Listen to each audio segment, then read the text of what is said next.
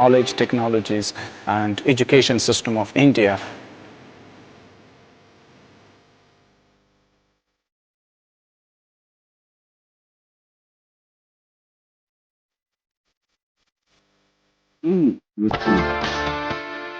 So with Indian education, you are going to grow in that field. You're going to understand, you're going to learn, and you're going to challenge yourself. You're not going to just regurgitate.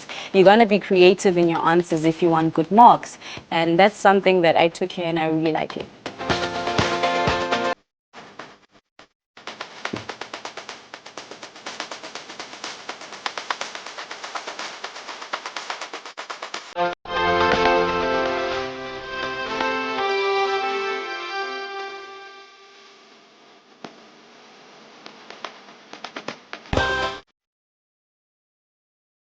Studying in India is unique in its own.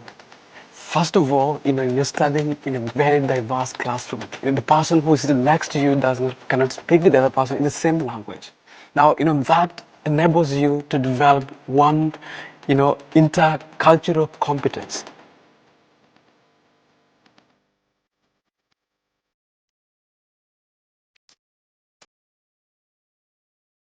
It has shown me the path to my future, like what I actually want to do because of like studying here and because of the teachers, because of the help and cooperation that they're getting from everyone.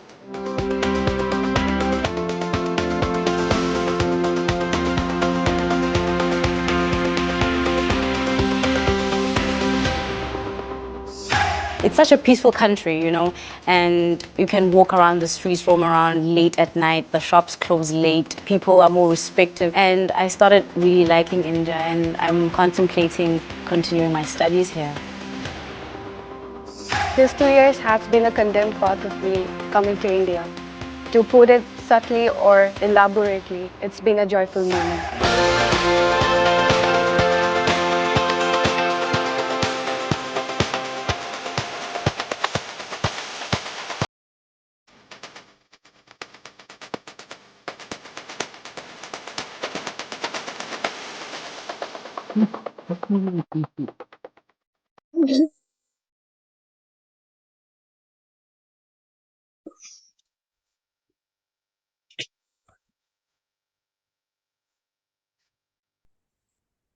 Okay, a very good morning, or probably a very good afternoon, to our teachers, friends from Papua New Guinea, as well as from Timor-Leste, and as well as from Indonesia. So, Selamat Siang, a very good afternoon, and thank you all, for attending today's webinar with the topic artificial intelligence in education. Let me introduce myself. My name is Ravi Makija. Uh, I'm an Indian, but been living in Indonesia for the past 25 years. And we have taken up an initiative to promote Indian education in India, in Indonesia, Timor-Leste, as well as Papua New Guinea. And our objective is to enhance collaborative links between India and Indonesia, Timor-Leste, and PNG.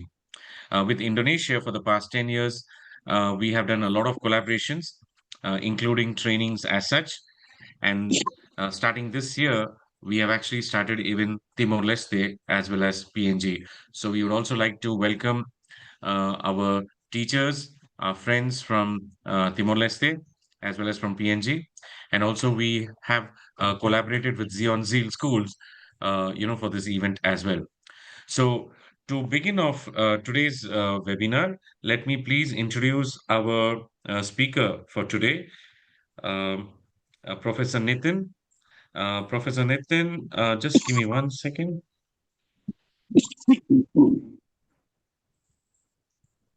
Yeah, Professor Nitin Vashne is a faculty member in the Department of Computer Engineering at Marwadi University, which is a prominent university, Gujarat's number one private university, and has a QS ranking in 300s. He also specializes in artificial intelligence, machine learning, large language models, or which is popularly called as LLMs, and generative adversarial networks, GNs, which is the latest technology. His academic interests include advanced AI research, data driven solutions, and innovative applications of modern intelligence systems in education and industry. And today, we are really honored and we are very pleased that Professor Nitin Vashne is among us, and he is going to be sharing with us his knowledge about artificial intelligence in education. As we all know, AI is the new buzzword of the world.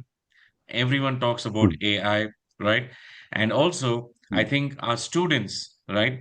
Since we are all from the education fraternity, I believe our students are using AI more than the teachers, because whenever the teachers give an assignment or a project, it seems the students they use the AI very effectively, right? But it seems that our teachers they need to also really buck up. They also really need to go up the level of AI so that they can understand whether the students' projects are real or not. How much can we use artificial intelligence that so that the process of teaching, the process of assessment can be more effective, can be more efficient. So that's basically the overview of today's webinar. And now I'm more than happy to welcome Professor Nitin Vashne. Over to you, sir. Thank you, sir. Thank you. So, am I audible, sir? Yes, sir, you're very much audible, please. Okay. Good afternoon to all of you, all the faculty members from the different Asian Pacifics. Okay. So, sir, can I share my PPT? It is Yes, sir, your screen is shared. And sir, is your okay. camera active? Yeah, sir. Just a minute. Just a Yeah, we can't see you, sir. Correct. If you talk, they will listen. And may I request all the participants, all our respected teachers, friends from Indonesia, Timor-Leste, and PNG, to please, mute your microphones so that we don't disturb the class. And of course, if there are any questions, definitely there'll be a Q&A session at the end of the session. Right? Thank you. Now it is visible, sir. No, you're not visible, sir. You're not yet visible. Yeah.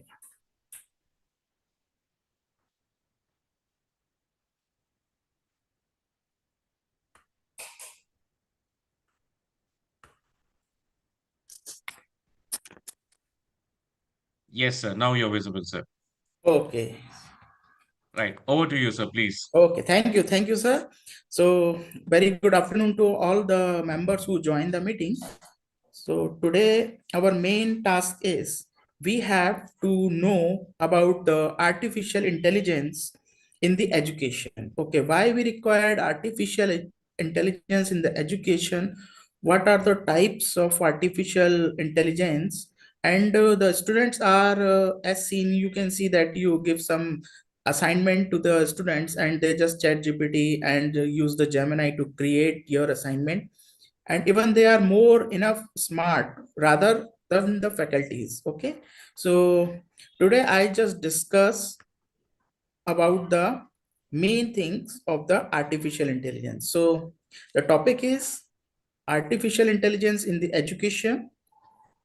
I am Professor Nitin Vashne from the Department of Computer Engineering, Marwadi University, India. Okay, so this is our main agenda, that introduction to the artificial intelligence, the need of AI in education, application of AI in teaching and learning methodologies, benefits and the challenges of the AI, and the future scope of AI in education.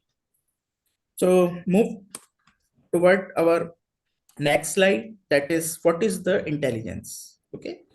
So we didn't talk about the artificial intelligence, we just talk about the intelligence in the human being. Okay.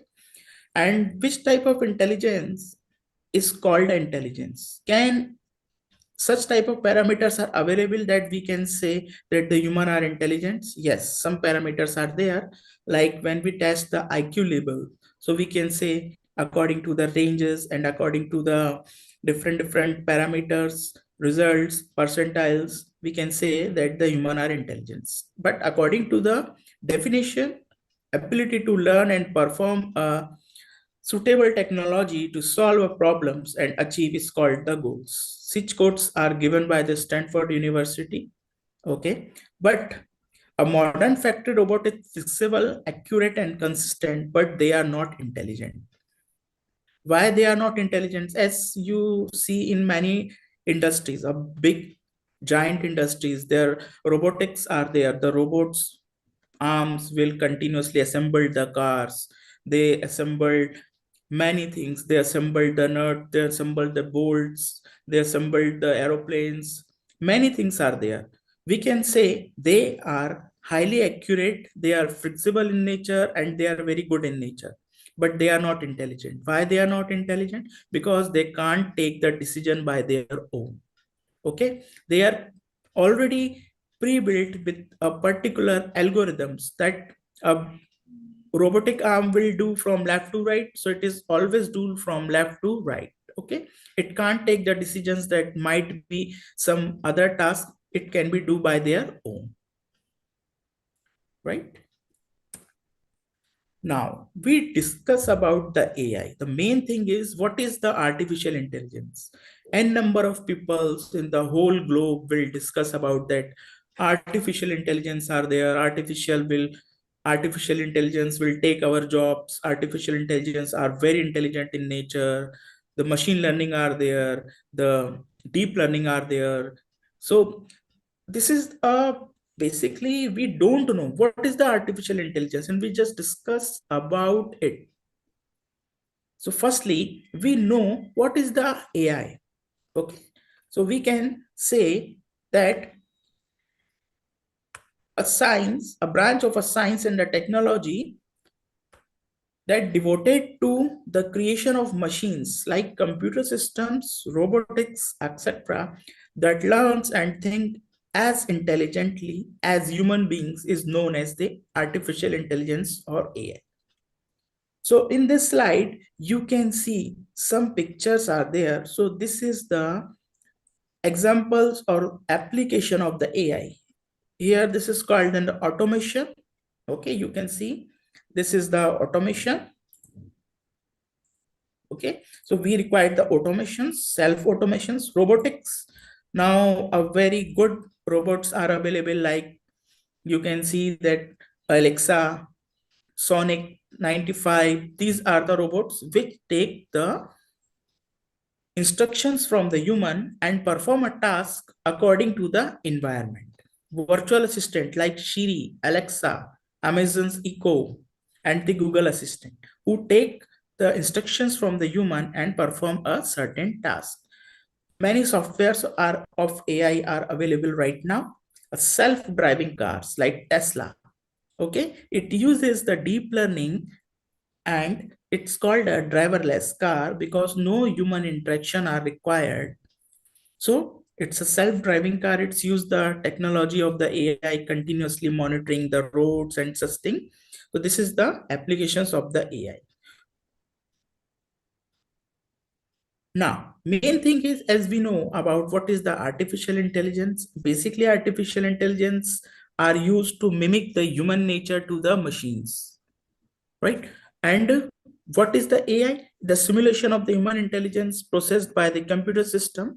So which type of characteristics of the human behavior we mimic to the machines? First is understanding.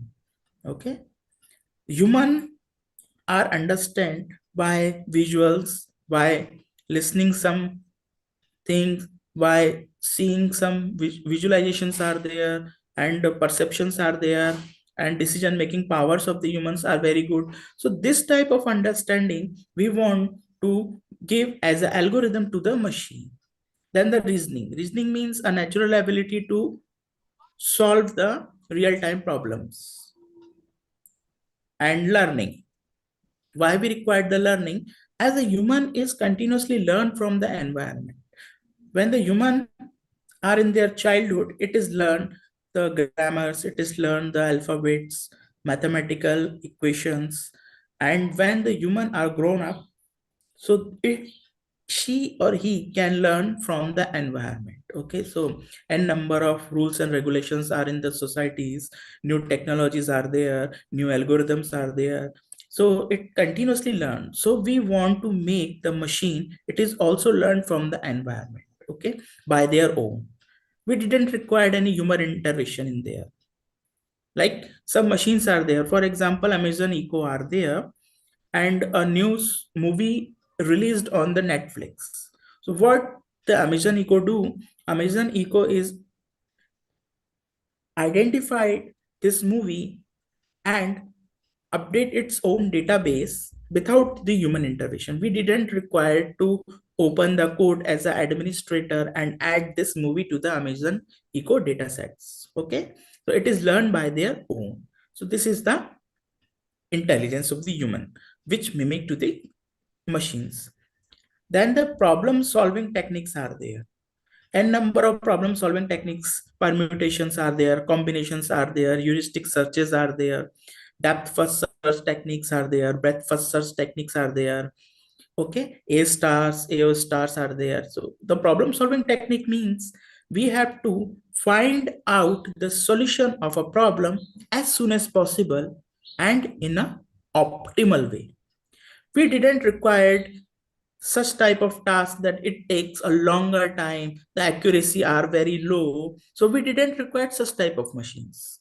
Okay, we required such type of machines or a technology which continuously solve our problems in a better way, takes a less time and more accurate in nature. Okay, so this is a very good human nature or human behavior we can give to the machine. And last one is effective communications are there. Suppose there is some robot in the environment. Okay, some robot, we can say that ABC robot are there. You ask in the English language and the robot will give the answer in the Japanese. So is it compatible for you? No.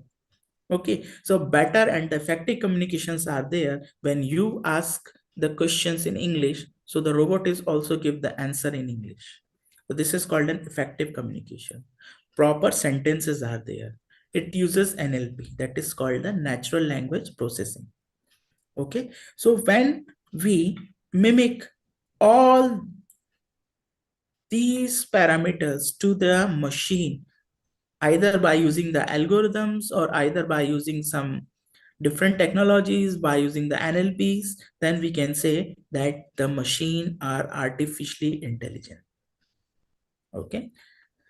The science and the engineering of making intelligent machines, especially intelligent computer programs. Sir John McCarthy, who is the father of the artificial intelligence, give this quote. Okay. And here I give the example of Siri and the Alexa, which are powered by the AI. Whenever you use these applications, you didn't bother. Okay. Now we move forward toward our policymaker perspectives.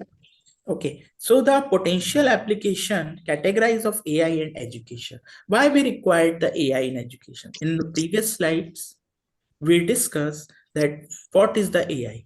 Now we discuss how we collaborate this artificial intelligence in effective teaching. How we make our teaching learning process more easier by using a new technologies, but like different AI tools are available in the market. So by the help of this, you can make the teaching more compatible with the students, and the students are also use these technologies to make the learning very easy. Okay, so the potential applications what we talk about is the education management and the deliveries, learning and the assessment. In the education management and deliveries, we can add the AI. In the further slides, we can discuss about how we can integrate the AI in the managements and the deliveries are there. Learning and assessment. So the learning and assessment, you can also integrate the AI. Empowering teachers and enhancing teaching. Okay. Yes. Any doubt? Go ahead, sir. Please go ahead. Okay. Okay. empowering teachers and enhancing teaching. Okay. And the lifelong learning. Why we add this for the lifelong learning? Because whenever you teach some topic to the students, so if the topic is really understandable and effective in nature, so the student will learn it and never forget throughout their life. Okay. It is going into the subconscious mind of the students. So these are the basic four segments where we can create a policies to integrate the artificial intelligence in our life.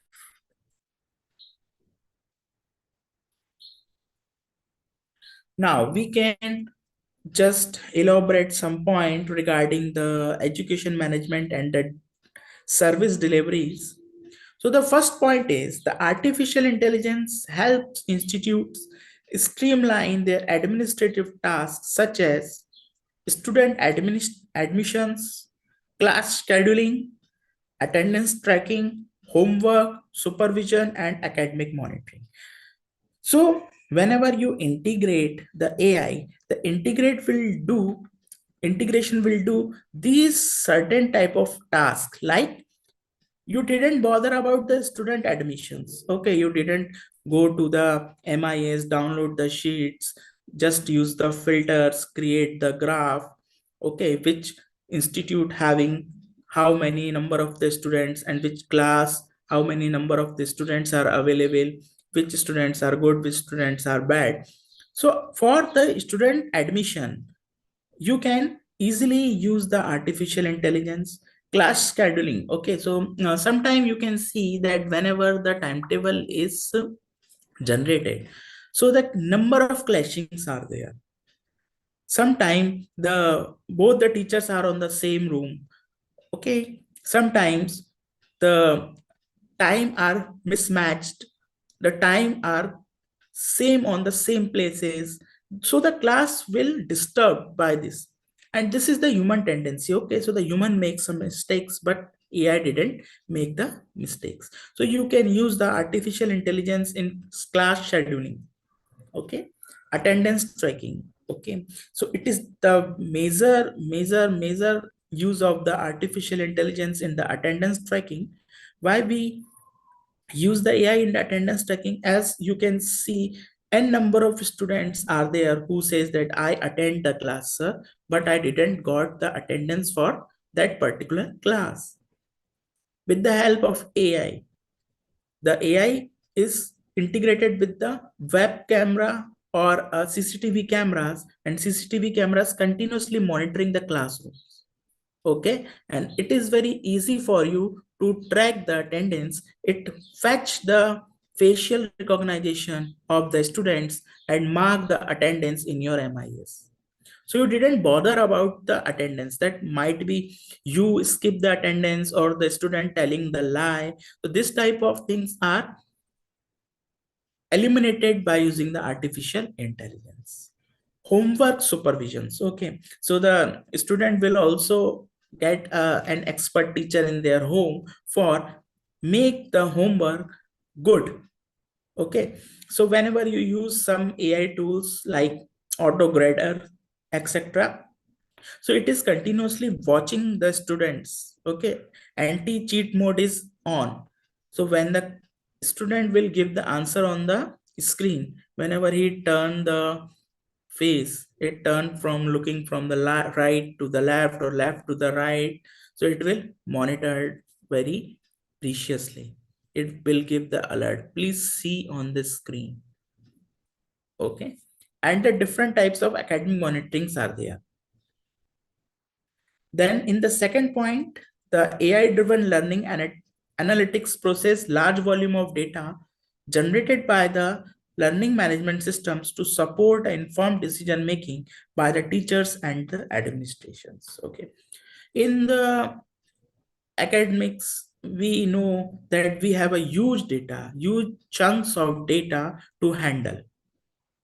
Whenever we talk about the one class, 60 students are there. So the roll number, enrollment number, their mobile numbers, their parents' contact number, the name of the students, and their grades, 10, 12th, and all these back data.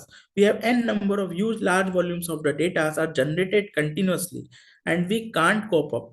Sometimes the principal says, please bring the data of that particular student. So we are just open the Excel and start finding it. But when we integrate the AI, so what the AI do? You just give the prompt, okay, and you can easily identify it and get the data as soon as possible. Okay. Now, the third point is these systems can also offer a personalized insight and the recommendation to learners based on their academic performance. This is the most important thing. As we know that in a class, not all the students are good in academics.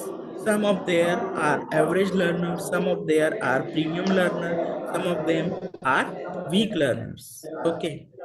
But what the teachers do, teachers not identified easily. Okay.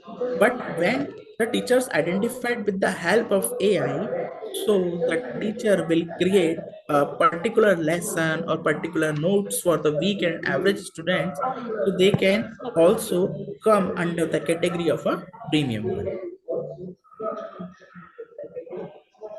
Then predictive analytics enable early identification of the students who may faces the academic difficulties, allowing timely interventions and the supports.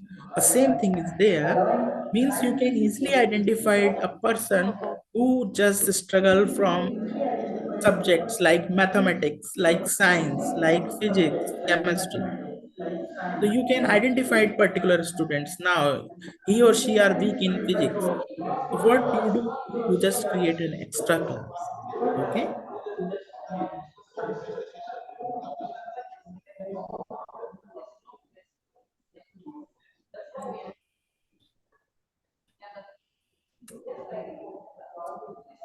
Now, the AI powered the visual dashboards present academic data in a clear and a structured manner, helping institutes make informed and data decisions. So as many schools and many institutes will use the dashboard, interactive dashboard are there, visual dashboards are there, PPT presentations are there. So when you power these it with the AI, so you can easily make the data-based decisions over there. Okay. Now, the advanced AI system continuously gather and analyze the large volume of student interaction data from the digital learning platforms. And number of digital learning platforms are there. So you can just go and put the data or the information of your students. You can easily handle the large volume of data and the interactions. You can keep the notes over there. Okay, like Google Classrooms are there, so you just provide the assignment over there, get the assignment on the Google Classrooms. So these type of platforms are integrated with the AI. With the help of this, you can easily identify who can do the things, who can't do the things, and analyze the large volume of data very easily. Now, machine learning algorithms detect the hidden pattern in the student behavior and the learning activities. Yes. So whenever you are in the class, some students are very naughty in nature. What they do, whenever you are on the board side, you write something on the board, they just create a noise. Okay. So with the help of some machine learning algorithms like K nearest neighbors, okay, clustering algorithms are there. So you can make a clusters of such type of students, which is find out the hidden pattern of the human behavior or the student's behavior. Either they are really creating a noise, they are misbehave with the teachers, or they just intentionally do the things. Such type of things are there, so you can easily identify such type of patterns. Okay, so these systems can recognize the sign of confusions, low interest, or disengagements among the learners. Whenever you just finding the things that the class are not in a control, so these things will create a confusion in the mind of the teacher that what happens. Either the student having the low interest or they are not engaged among the things. Okay. Now, based on the insight, educators can take timely actions to improve the student engagement and the learning's outcomes. With the help of the AI, the educators are enough capable to improve the student interactions. You can see that there is a traditional way. Okay, so many schools will uses the traditional way, many institutes will uses the traditional way, that they use the chalk, they use the marker and write all the algorithms of the mathematics, write all the theory on the board, which makes the students bored. Okay, so when teacher use the AI interactive tools, it is more beneficial for them because visual impairments are more good rather the learning outcomes. Okay.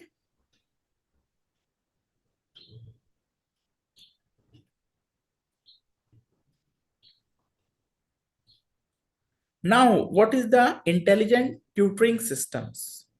So the intelligent tutoring systems provide a personalized or a step-by-step instruction to the learners, especially in the well-structured subject like mathematics and physics. So the intelligent tutor system gives you a power you can easily make the system more compatible. Okay. So what happens? You can easily identify, make the equations more easier, make it's a visual added, and the things are less complicated than it's shown.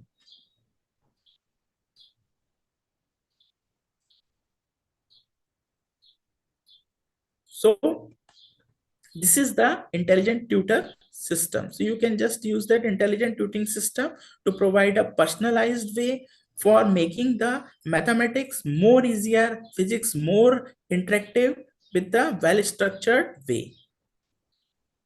Now, these systems designed and the optimized learning path by combining the subject expertise with the insights of the cognitive science.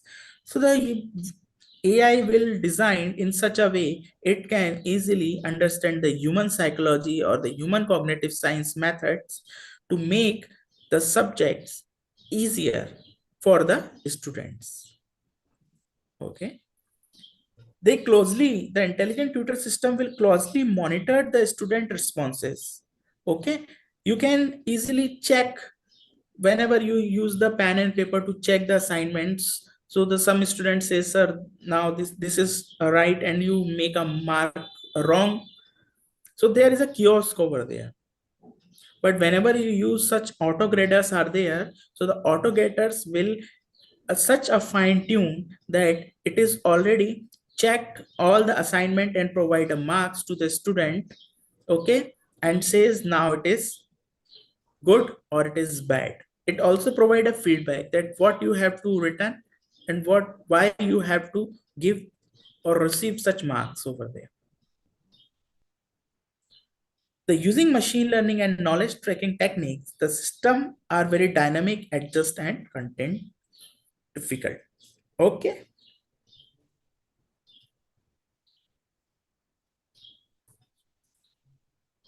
Now empowering the teachers and enhancing the teachings. How you are going to empowering the teachers and enhancing the teaching techniques? So firstly, AI based tools, you are using AI based tools. So what it do? It automates the routine task. Okay. And make your time less consuming, make the systems such as auto grading are there. Whenever the students will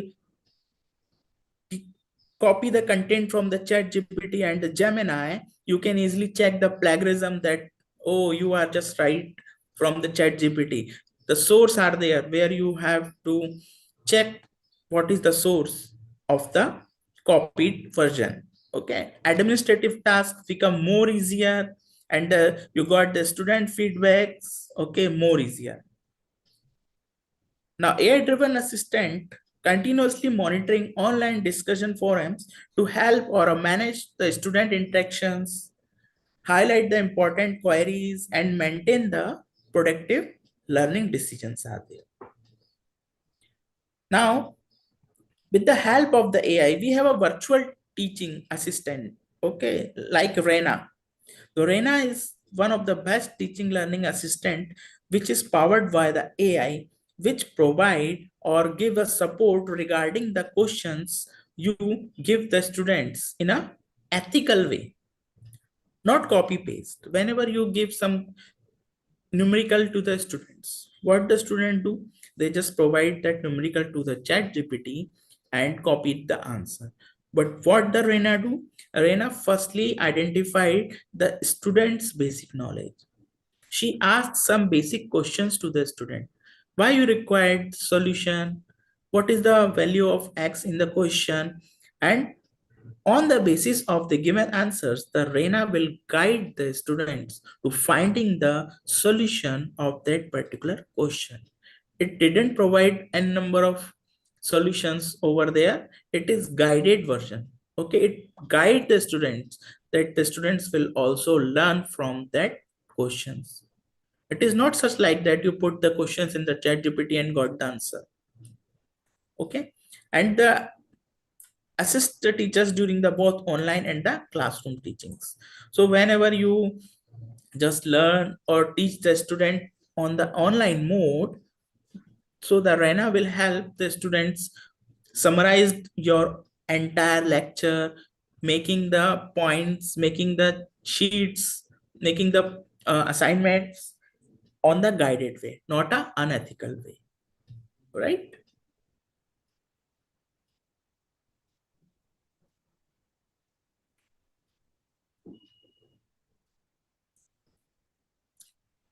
Now, what are the ethical issues are associated with the AI systems?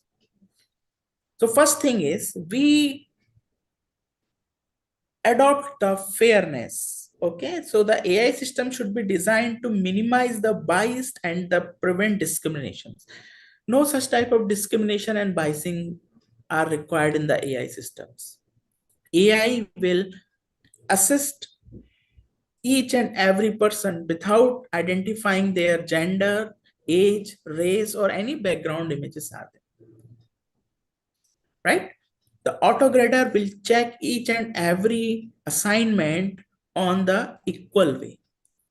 It does not bias that this student are topper, these students are backbenchers.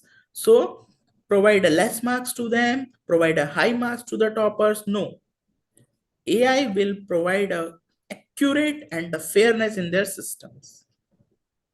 Second thing is the transparency. Okay, so the AI decision making process should be clear and understandable. So the decision making process are crystal clear in nature. Which type of parameters the AI will use to make their decisions, it is easily identified. Proper documentation is necessary to explain how AI generates the outcome and recommendations.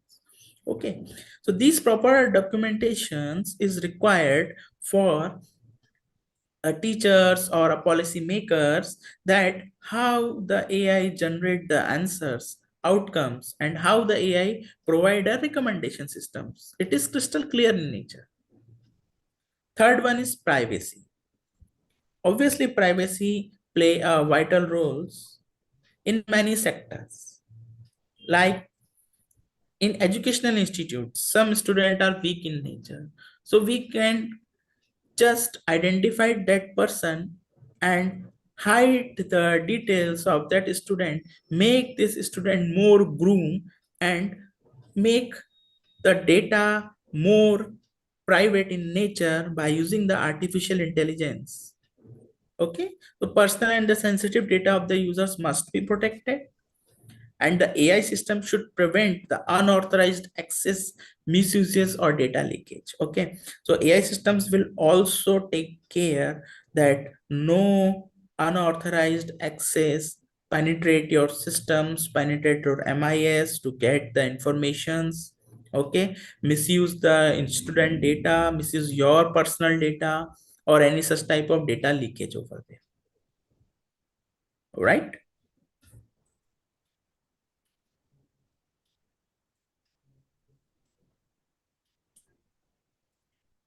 Now, fourth one is accountability. The responsibilities should be clear, defined for the organizations and the individuals who design, deploy, and manage the AI systems. So we can just make some person responsible within our organizations, or it's an individual, to design the look and feel environment, deploy the AI machine learning algorithms, and then manage the AI systems. Okay, like for what? Any, if any errors and the misuses are there, so it might be traceable and correctable.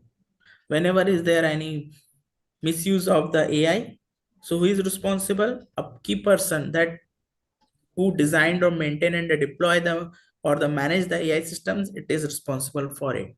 Okay, so it is easily traceable, easy correctable, so we can set the accountability of a particular person to manage, deploy, and design the artificial intelligence.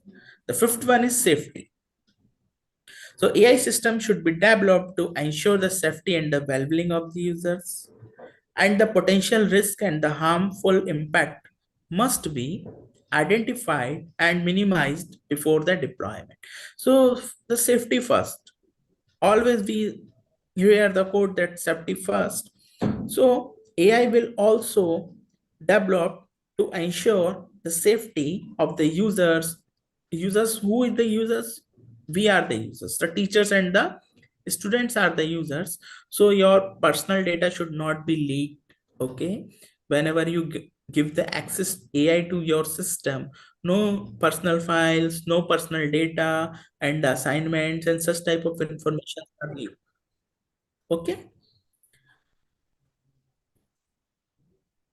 Now way forward toward the AI.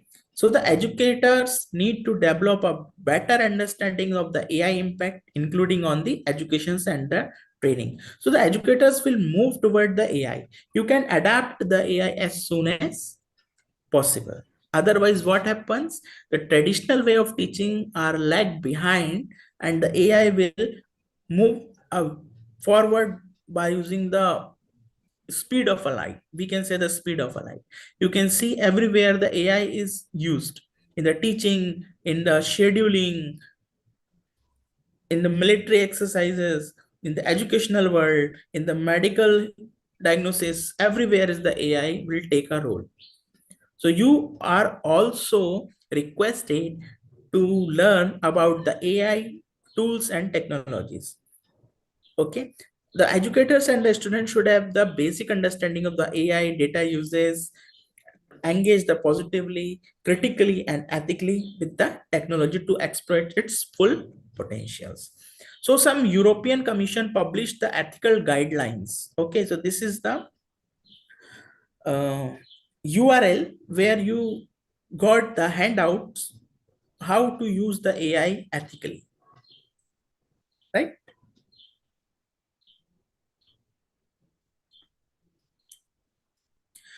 Now the conclusions are there. So artificial intelligence is transforming the education system by making learning smarter, personalized, and more accessible. You can just adapt the AI, make the education system more reliable, more accessible, more personalized for you. Recommendations are there. AI support teachers by reducing the administrative workloads and improving the effectiveness in their teachings. Okay, it helps the students to learn their own pace. It identified that the students are weak in nature, so the pace is slow. But the students are premium, so the pace is very high. So according to the student, it vary from average, premium, and challenging are theirs. Applications such as intelligent tutoring, adaptive learning, and the learning and analytics enhance the quality of the educations. Okay, so by using the visual aids, by using the AI enabled contents are there, so you can make your education, make your subjects, make your topic are more easier, more interactive within a students. Despite the challenges related to the ethics, privacy, and the infrastructure, responsible use of AI can create inclusive and efficient learning environments. So by using the AI, you can make your classroom very, very interactive in nature. In the future, collaboration between the educators and the AI technologies will play a key role in shaping a modern and skill-oriented systems. So these are the basic conclusions of the entire PPT. So thank you for listening very patiently. If you had any questions, please tell me. So we can move toward our next session, that is hands-on on the AI. Right. Thank you so much, Professor Nitin. Thank you for, the detailed information. I think theory is very important because we need to understand, what is what's basically the philosophy behind AI, what are its uses, what are the disadvantages, what are the ethics related to it. So I think that's very important. But yes, Professor Nitin, we would like to move to the next part of this webinar, which is hands-on. We have a lot of teachers who really want to see how effectively, like practically, they would like to use AI so that their teaching, their assessment process, as we just discussed over the theory, how we can make it more, how they can use it in their daily lives. Yeah, over to you, Professor Nitin. Thank you. Okay, sure. So give me 5 minutes so we can start our hands-on session. Sure. And may I request all the teachers who are present? That was the theory part. Now we are getting on to the practical aspects. So please feel free to take notes because I think Professor Nitin is going to be sharing a lot of tools, AI tools, based on what we discussed on the theory side. We would look at it from from how to implement the same. So that's what Professor Nitin will be discussing. However, just to inform all our teachers and friends from Indonesia, from Timor-Leste, as well as from PNG, that today's session is being recorded. It's live broadcasted on YouTube. So we will definitely share the link again in the chat box. We'll definitely share the link to you all in a while. But also, since we plan to keep this kind of training sessions regularly, so we have also created a WhatsApp group, right? So we request all the teachers, please feel free to join us in the WhatsApp group so that we can give regular updates about learning, about teaching, what are the trends, AI. There are a lot of things which we can learn from each other. So I think we can use the WhatsApp group to share the information and learn from each other. Thank you. Over to you, Professor Nitin. Thank you.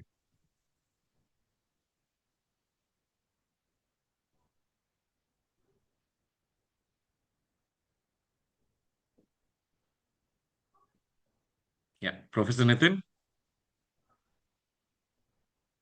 Yes, sir. Yes, sir. Just Please. sharing my screen. Oh, yeah. Sure, sir. Over to you, sir. Thank you.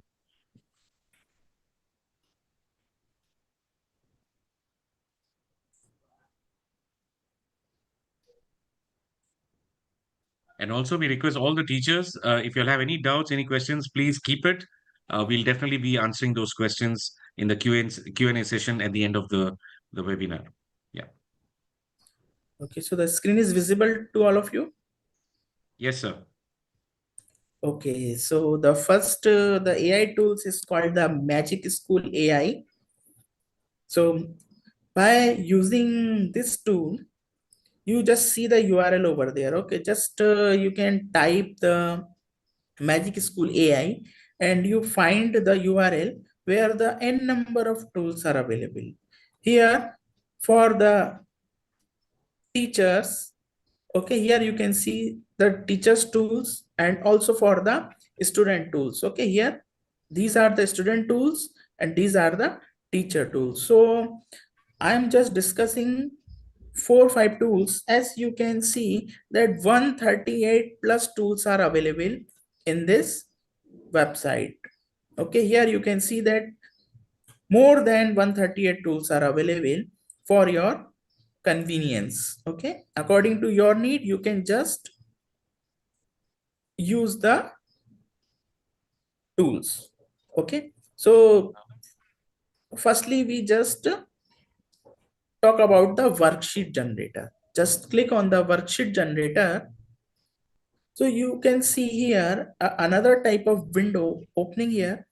Whenever you go to there, you can just check n number of drag and drop lists are there, which contains the data like pre-kindergarten, kindergarten, first, second, third, fourth, fifth, sixth, seventh, eighth, ninth, 10th, and 12th grade. And for the university, you can select the university. For the professional staff, first year, second year, third year, up to the year 13. Okay, so whenever you require to generate the worksheet on the particular topic for a particular grade, just select the grade. Whenever you select the grade, the this tool will automatically create a worksheet based on the label of the students. Okay, the fifth standard students having the less level as compared to the sixth one. So what we do, we just select the sixth grade. Okay, and which topic you want to create a worksheet, like I am writing photo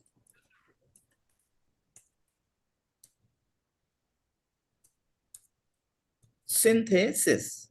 Okay, just write the photosynthesis. Here you can see that either if you have a syllabus over there, just clicking the photo and upload over here. You can also upload from their system, like upload files, Google Drive, Microsoft One, upload from your phone, website, and taking the screenshot. So n number of options are available. You can use also these one, or otherwise you just write the topic over here and just click on generate over there. Wait for a minute.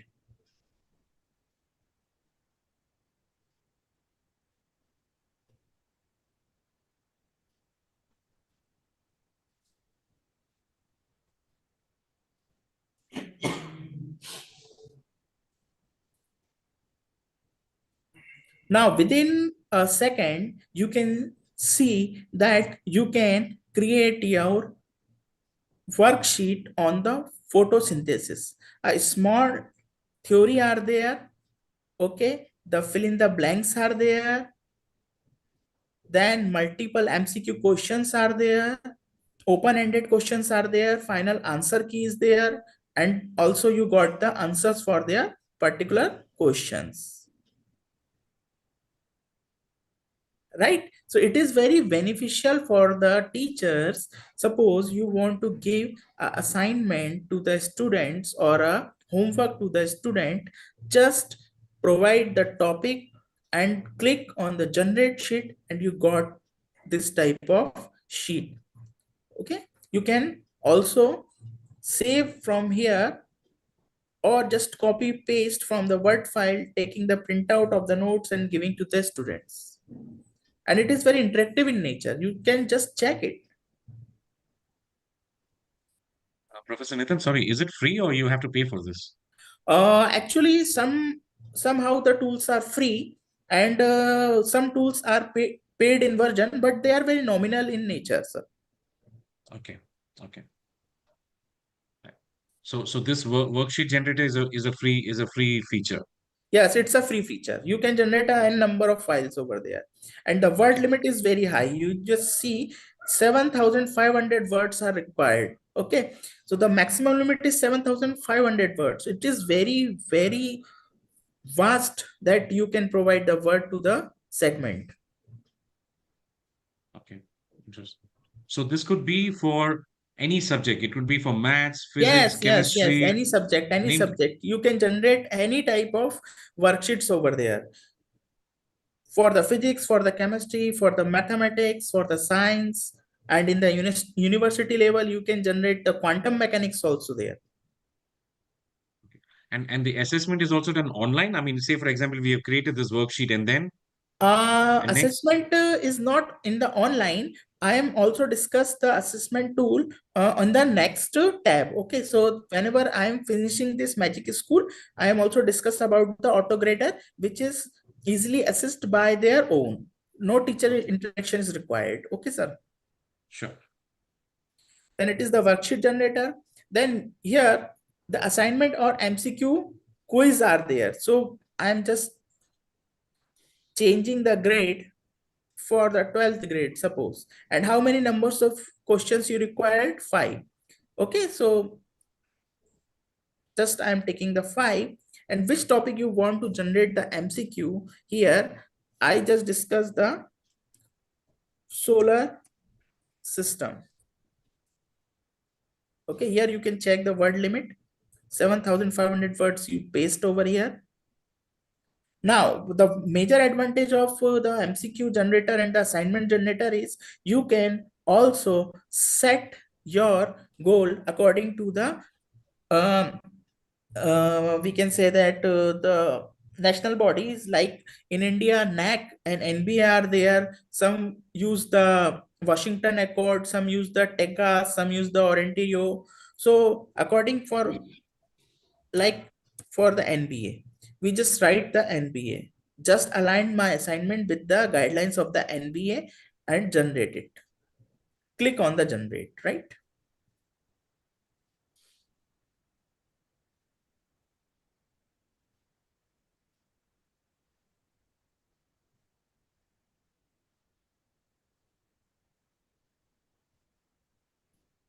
So basically, you can set it as per the standard or the curriculum of the required body. Yes, yes, yes. Whatever the body in their particular country, like some many of the universities use the Washington Accord for the QS, some use the QS ranking. So you can also align your assignment with that particular body. You didn't require to check the guideline by checking the guideline on the internet and just copy and paste the guideline, set the curriculum. No, not such type of requirements are there. You just write the body name, it is already aligned your assignment and the MCQs according to that body. Okay, sir. Interesting.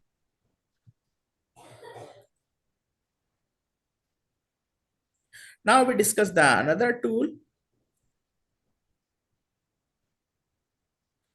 This is the lesson plan generator.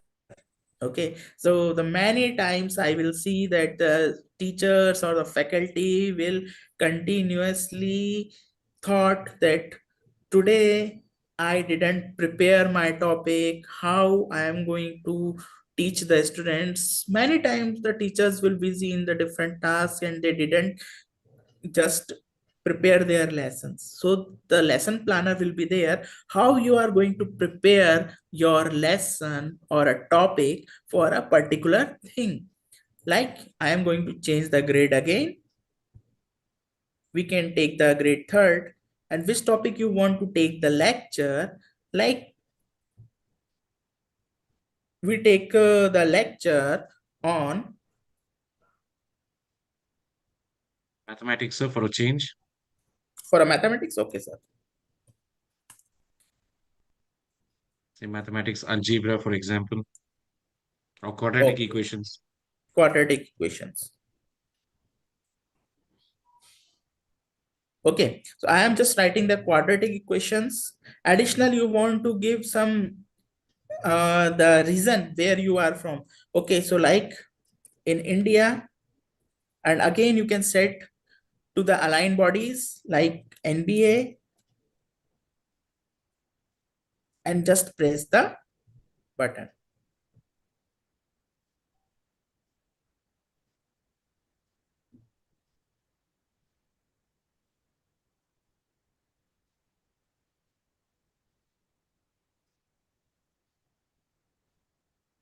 It's a grade 3 quadratic equations. I think that's too much, isn't it, sir? Yes, yes. I think Here, we learned quadratic. Yeah, I think we learned quadratic equations probably later in the class. I think probably we'll need to change that, I guess. yes. So here you can see that the learning objectives, so the student will be able to identify the simple pattern, then come from the squaring numbers and the explaining the words with the drawing. However, the squaring patterns are like that. Okay, so assessment, what assessment you have to given to the students? Just give two assessment. What is the key points? Here the key points. So this is the opening, introduction to the new materials, guided practice are theirs, independent practice are theirs, and the closing. So your entire lecture will be already designed here. Okay, and you can see that here NBA aligned with the NBA, pattern 1 and count 4. Is it beneficial? Yep. Yes, sir.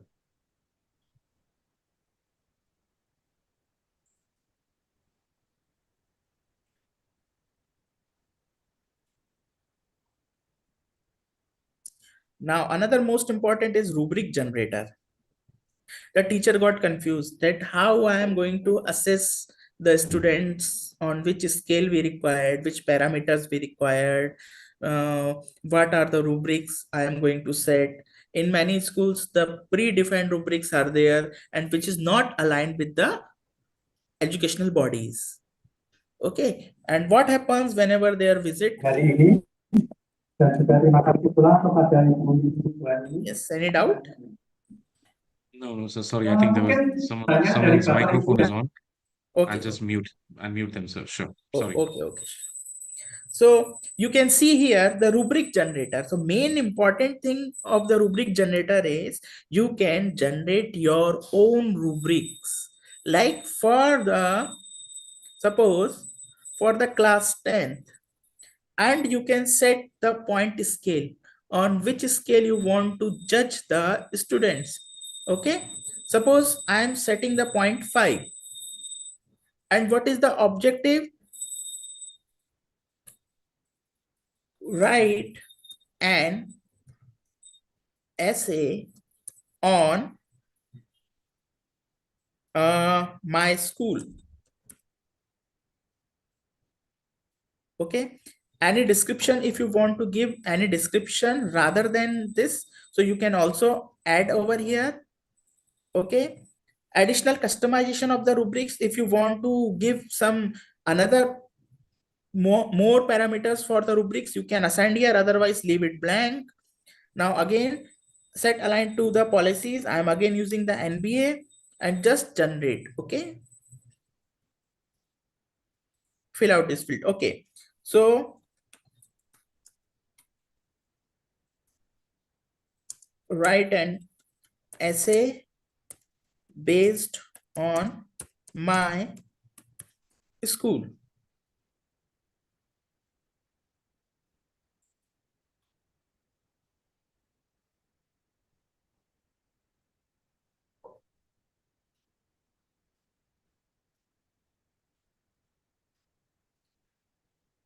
Now here you can see on the scale of 5, 4, 3, 2, and 1. On the scale of 5, we find 5 different parameters that you can judge the students or marking the students essay.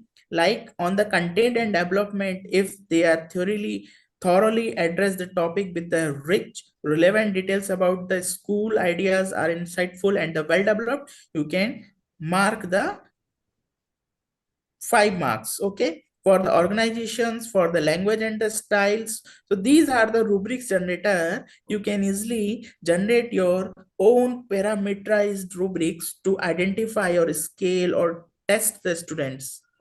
Okay,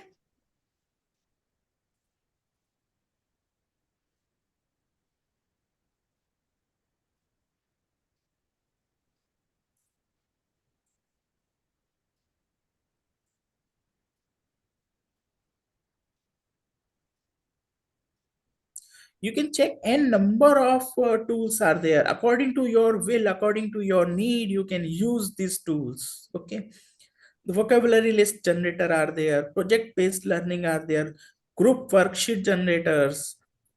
Teachers joke, a small jokes will make or create a classroom joyful. Teachers observations, example versus non-exemplars, sentence starters, prompt assistants are there. Okay, YouTube video summarizer are there, science labs are there, text analysis and assignments are there, multiple explanations, tongue twisters, accommodation suggestions, feedbacks. Okay, so syllabus generator. Okay, so again I am going to tell these tools. This is also used very commonly. Now for the 8th class, now I take the English.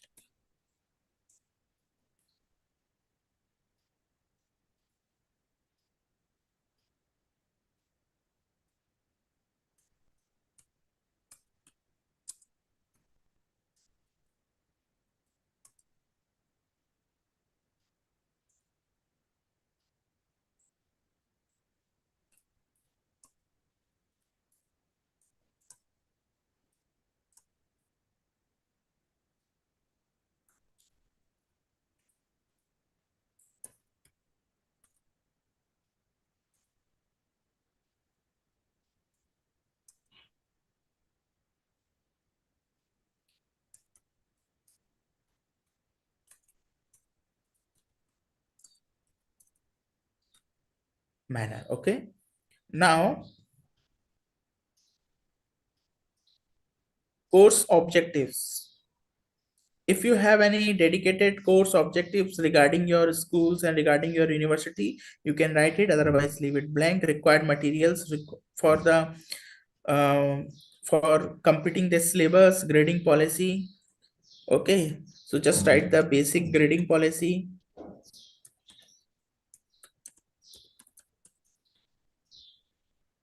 Then again the class policy, some schools will having some different class policies are there, so you can just write over there, otherwise leave it blank. Course outline, what the covered. Okay, cover 5 units, and additional customizations are there, otherwise leave it blank.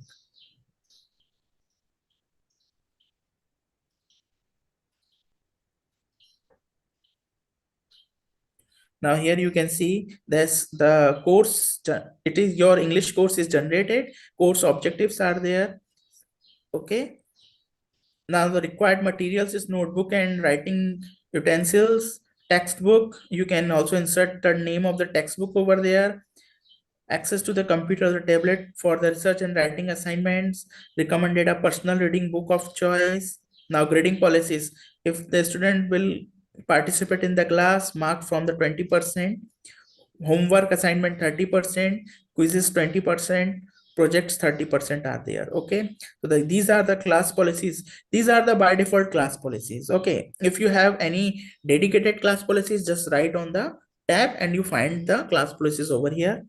Now here you can find out the syllabus, literally analysis, creative writing, research skills, augmentative writing, and public speaking. We just create a unit 5s. So this is the content of the unit 5, and finally the conclusions are there.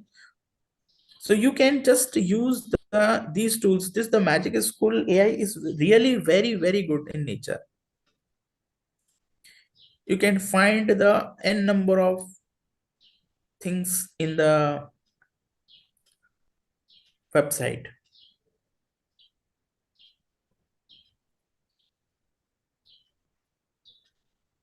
I think there's a lot to explore. So I think what you're talking today is just a very, I mean, a brief overview. But Yes, I it's think the number, yeah, with the number of tools, and I'm sure every teacher, and again in every region, whether it is Indonesia, Timor-Leste, or PNG, I'm sure the requirements might be quite different, might be quite diverse. So I guess they need to probably really explore Magic School Plus, based on the needs and the demands from the respective institution. yes. Obviously, you can. It's a free of cost. Many tools are free of cost. You can just use it. It makes your work very less. You make the things very precise in nature, and your principal is happy with you. Okay. I think that's Right. very important, isn't it? Yes. Now we move toward our next tool, that is the Vyground. Okay. So this is the Vyground.com. Again, you can find the different tools over here. Just this is the home, my library. Whenever I click the my library, it is open. You can create a number of worksheets, number of different topics over there. You can just directly add from the website. You can directly upload with your PC, or you can just integrate this background with the Google Classroom. Okay, now the most important thing is,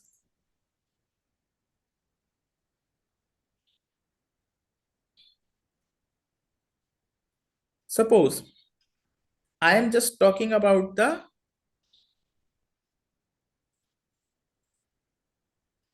rates. We take the example of the mathematics. Here you can see that unit rate, ratio rates, unit price, unit rates with fraction, unit rate word problem are there. So I just starting the topic number 1.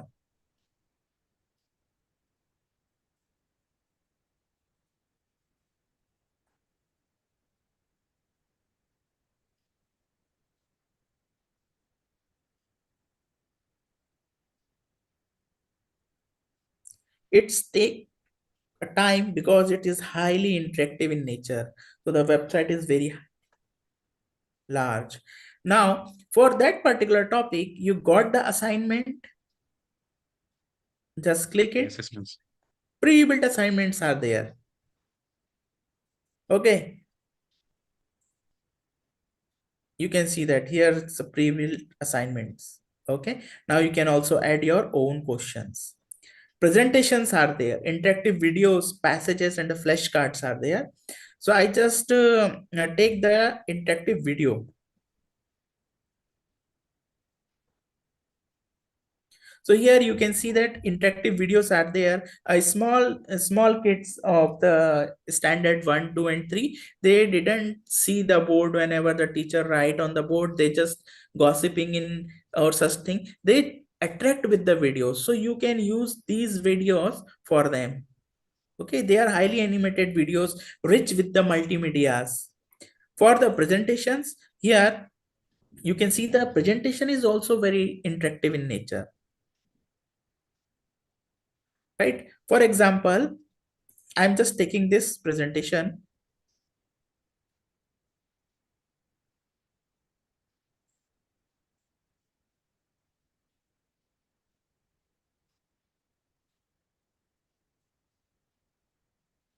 Now, we are going to start it. So before starting, you can see the multiple interface here. So you can just set this interface according to your needs. Okay. For example, if you got the class, you can import by using the Google team. You can use from the Google Classroom and all the different things. You just import your entire class over here. You can import your own PPTs. Like 10 question timers are there.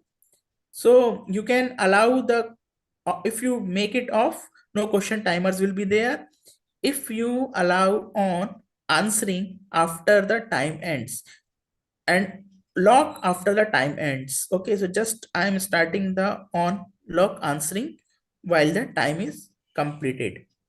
Now anonymize the student names. I'm just using the anonymize. I'm not making the students judgment. I'm not a judgmental. I'm just check whether the students is seeing the presentation or not. Okay, so the serious thing is focused environment without gamifications are there. So for the small students, we required the gamification, so we don't open it. Anti-cheat mode is required, so we just open it. So what happened? The right click is disabled and the copy paste are disabled. The student will not copy paste from the chat GPTs and another things. And shuffle the answers, leaderboards are there, and live interactions are there. So after that, what happened? We just start our presentation.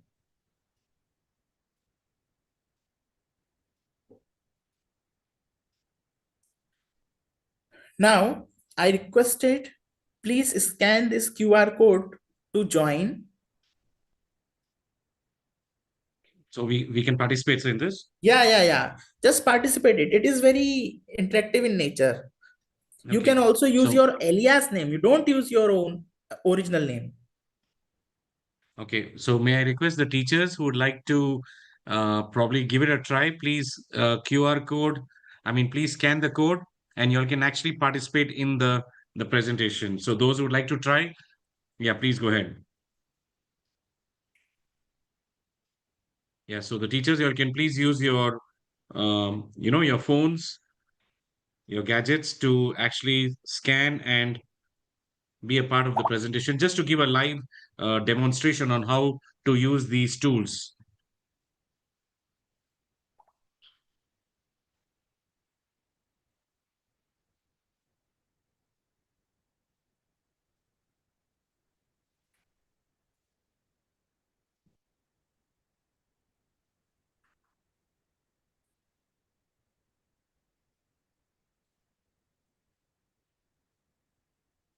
I think there's a Vyground name. We can't use our own name. So is it? I said it is anonymous, sir. Oh, okay, right. Okay, so that's the reason the names are Yeah. different. Okay, right. Yeah. So yeah, I request all the teachers who would like to still give it a try, please. Oh, there you go. There are already 5 participants there, and they are all anonymous because we are using different names. Okay. Right. I am also actually I am set the field uh, s- joined with the anonymous names. That's why Yeah. if you close that tab, so you can put your own name. Yeah. So all the teachers, that the option used by Professor Nitin is anonymous, so that's why the names are not real. But if you switch off the option, then your actual names, I mean the students' names can appear. So that will help you all in your assessment process. Yes, obviously. Yeah. So we are going to start our session. Okay, so in the mobile, you just see that the PPTs are there, right? Yeah.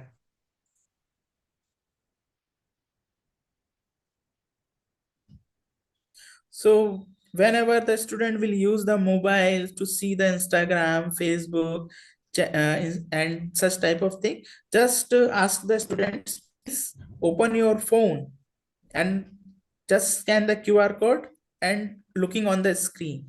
Either looking on the screen or either looking on their phone. Now, you can give the answer over here.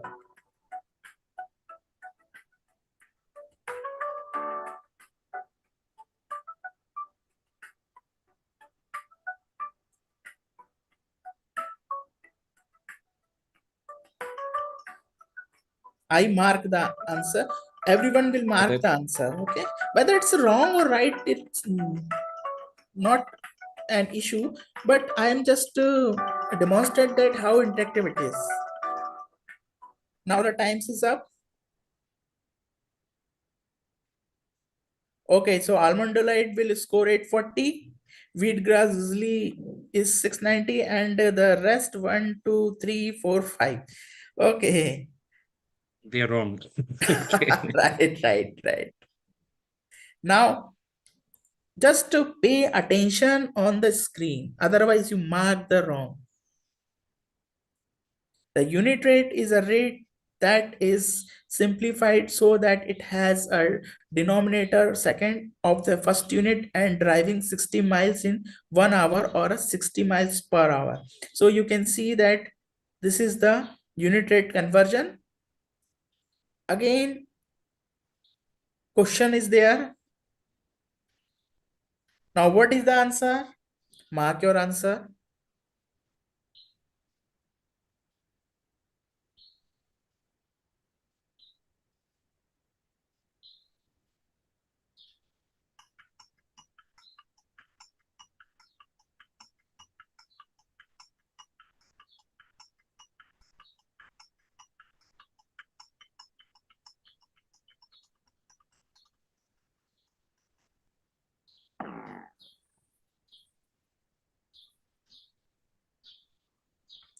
Okay, wheatgrass, now leader.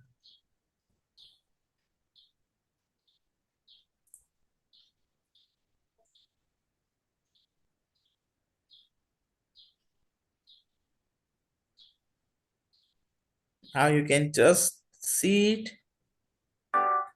Again, you find the blanks, fill in the blanks, type your answer. If you didn't pay the attention towards the PPT, you mark a wrong answer.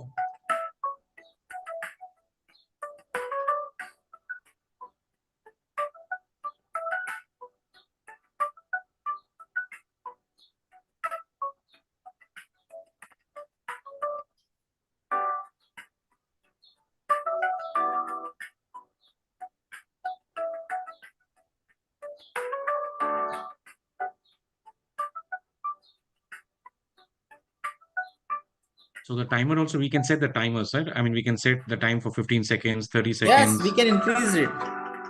Okay, okay.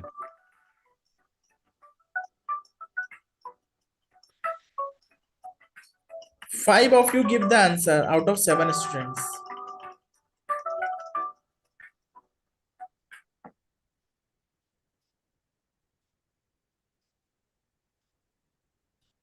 Okay. Now, I'm going to just end this presentation. End it.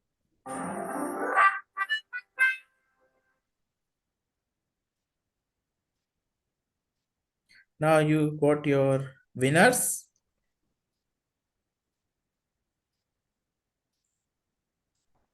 Now here you can see the performance of the students. Okay, so this is the graphical representation of the performance. Here you can see that. Okay, from the slide 2, 43% students will mark the answers, but from the slide I am just ending the presentation, that's why it is 000. Otherwise on the slide 7, 8, 9, 10, 11, 12 and 13 you also get some peak over here. So here just show the name. Almond Delight, 2 wrongs, 1 right, 1 right, 2 wrong, again 1 right, 2 wrong, 3 wrongs are there. Plum, 1 right, not answered the 2 questions.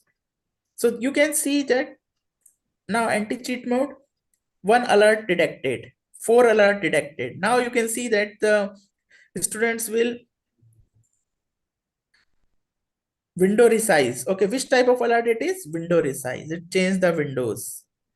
Tab switch. Okay, so there are 2 left with taps are there, or kitni der ke liye, or how many times he or she left? 2 minutes ago. View the report.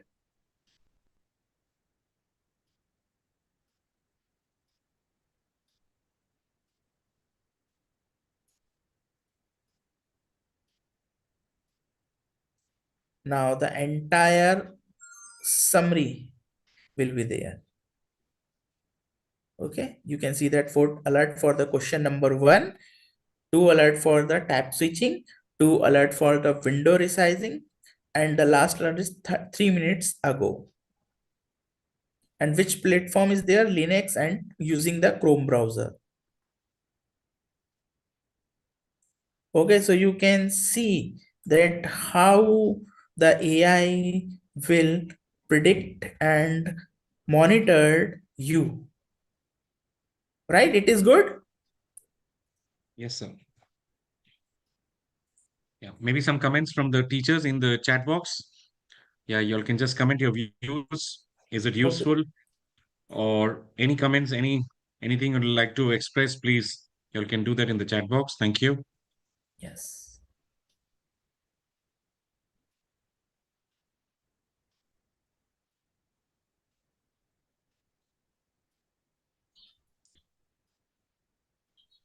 So shall I move toward the another? Yes, sir. Please, sir. Please. Okay. So the another one is auto grader. Okay. So this is the auto grader where the student will submit their assignment, whether it's a handwritten or whether it's a copy paste or whether it's a typed version, you can just put over here and used it. Okay, so just a minute.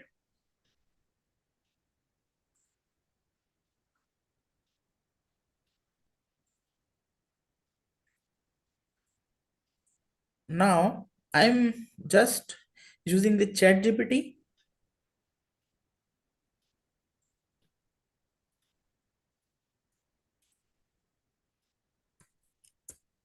Assignment on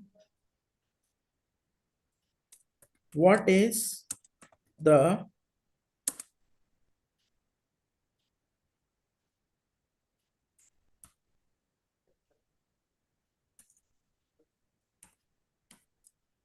Newton's law. Suppose the teacher gives the question, what is the Newton's law? And the chat GPT will give the answer.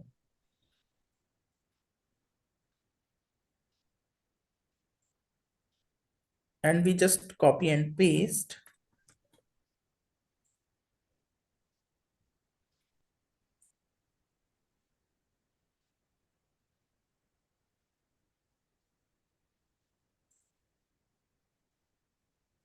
Yeah, Word file.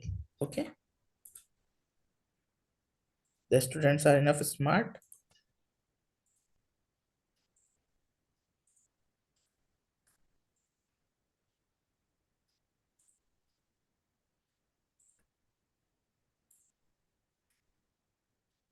Now I am going to save it.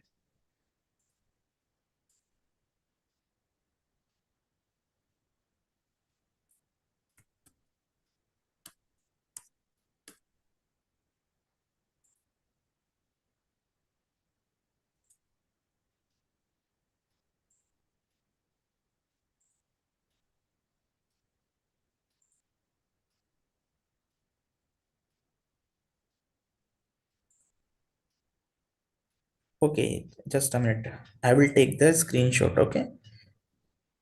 Because JPG, PNG, and GIF images only.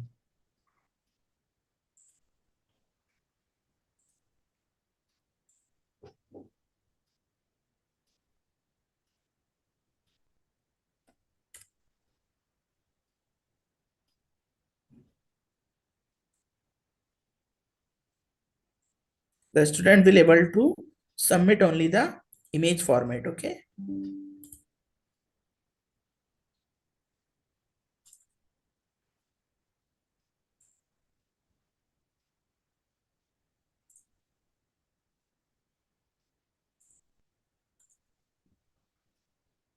Now it is uploaded.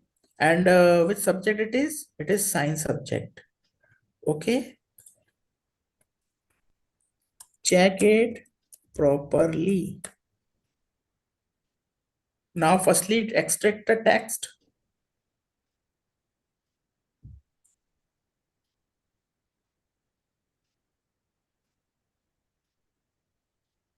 So it can also be a handwritten project, or Yes, does it have to yes. be a digital data? No. Handwritten is very good. It is also mark the handwritten with the proper grading. Okay, so you can just use the typed or it is handwritten. Just click the photo of the student project and upload the images. Okay. Now you can So see, yeah, basically the students have given us, and if they've sent it to us by paper, we can just take a photo and upload with the yes, auto grader. yes, Okay. yes. Now you can just put the subject, test name, student name, and grade. Now what happened? You can see that on the basis of the answers, it also generate the questions and it is extract the text from the image file. And now what happened? Mark with AI. Either you can check manually or either mark as a test.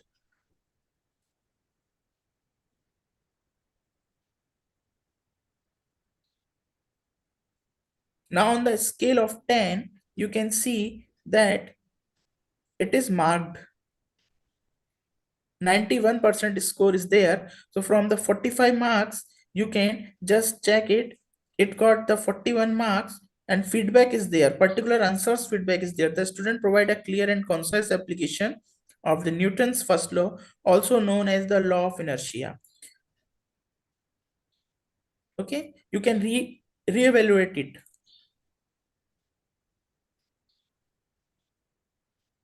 Now on the second reevaluation, you can see that the marks is degraded. Why it is degraded? Because it scanned more as compared to the previous one.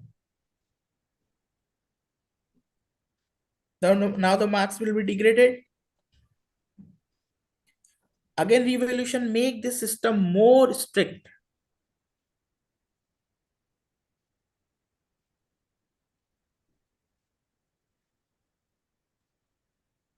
Okay, so it is very beneficial.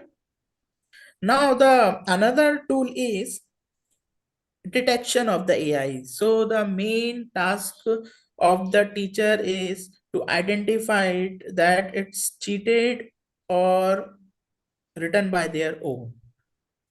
So the Whether there's originality plagiarism in dot, it. yeah, Yeah, whether there's a plagiarism on the project which we have yes, submitted. it's plagiarized or not. So there is a two different tools. One is Quillboot. Just a minute.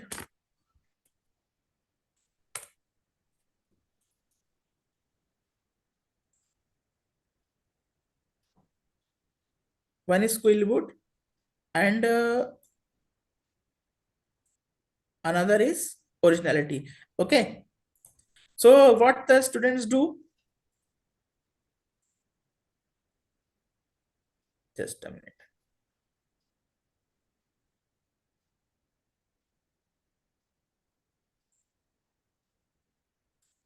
Uh, for this, suppose the student will submit this assignment. You just give the assignment to the students.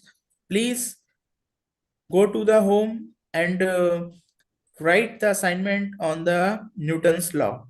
So the student will chat GPT it. Now in originality, we just paste it. Okay. So the assignment is pasted or either you can upload it. Now I'm going to scan. Now what it shows 100% confidence that it's AI. You can see it. If the student Yeah. written by their own, so it will identify a less confident, but it is entirely chat GPT. So you can see that 100% confidence that's its AI. So you can easily identify the student's assignment, whether it's AI or a handwritten, human written. So even a text, for example, even an image, for example, a student has sent an assignment, we just take a photograph of it and we upload it, we can get to know. Yes. You can also upload the images also. Okay, Okay. interesting. Similarly, in the quill boot, you can just write it and detect AI. Now, you can see that AI generated 100%. Human written and AI refined is 0 and human written is 0. It is easily identified. You can also download the report of that particular person. Here, you can see that it's a report. Okay. And make a student tell them that you are wrong. Again, you can check the plagiarism. Okay. Here,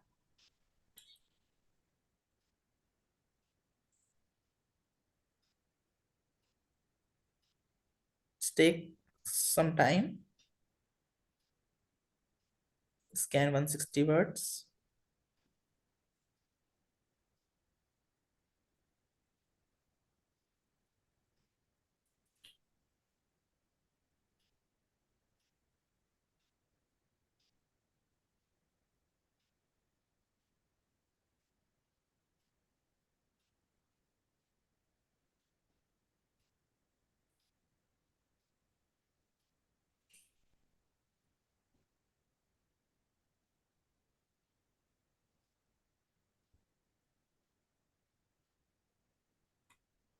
Now you can see that 32% plagiarism are there, and what are the sources? Here, these are the sources. Yeah, you can see that these are the sources and which points taken. These are the sources. Okay, so this is very good tool to identify the plagiarism as well as AI detection. I think now, sir, it's not only the students can be smart, I think the teachers can be smarter now, Yes, by teacher is making more sure. smarter than the students. The teacher Right. So know I that. think now, yeah, now I think we should tell the students that, if you're going to do plagiarism, we know how to, if you know to use AI, we also know to use AI. I think that's the Yes, objective of yes, today's webinar.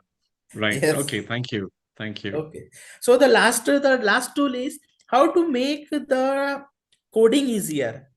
So this is the hour of code, a code with Anna and Elisa. So n number of gaming patterns, gaming tools are there. So by using such tools, what happen?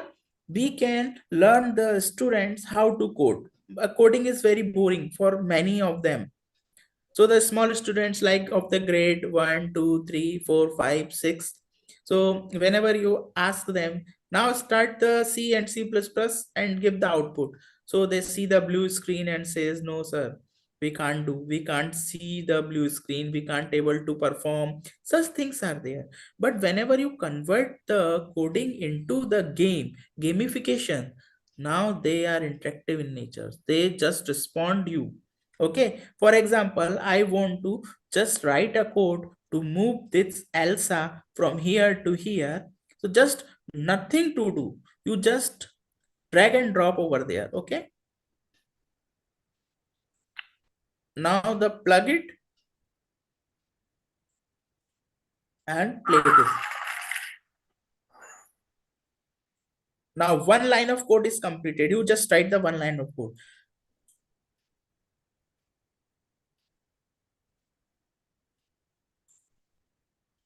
Just a minute.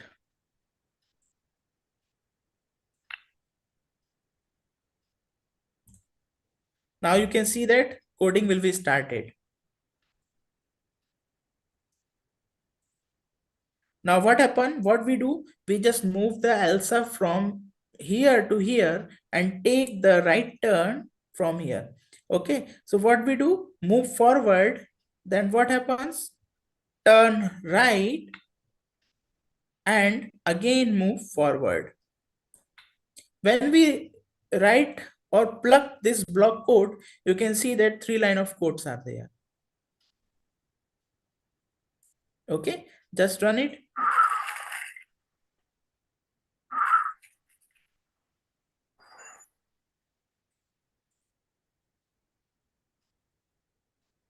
Now the another segment is there. We make the LSR to create a square. Again use the forward. Then on here again move the right by 90 degree. Again forward. Now again right by 90 degree and again forward. Now you can see that the coding will be continuously on. You write the 1, 2, 3, 4, 5, 6 and 7 line of code without coding. No code approach.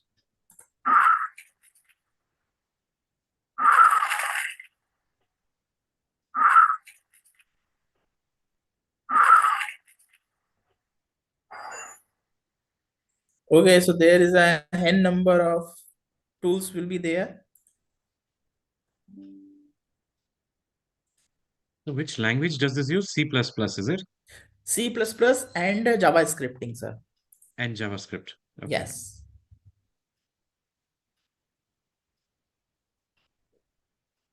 So you can, is there many other things, sir, with this we can do? I mean, like just to show the what kind of other things we can do with the coding. Yes, you can just see the different things like just a minute.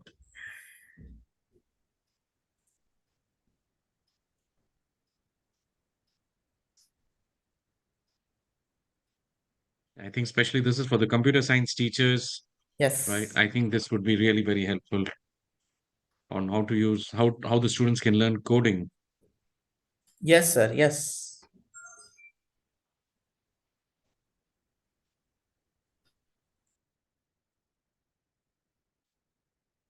So I think that is level one, which I can just see on the URL. It's mentioned level one. So Yes, I it's a believe there are level one, different sir. It's for the standard one, beginners. standard two, standard three type of the students, and the more coding will be there. I'm just checking that Yeah. one.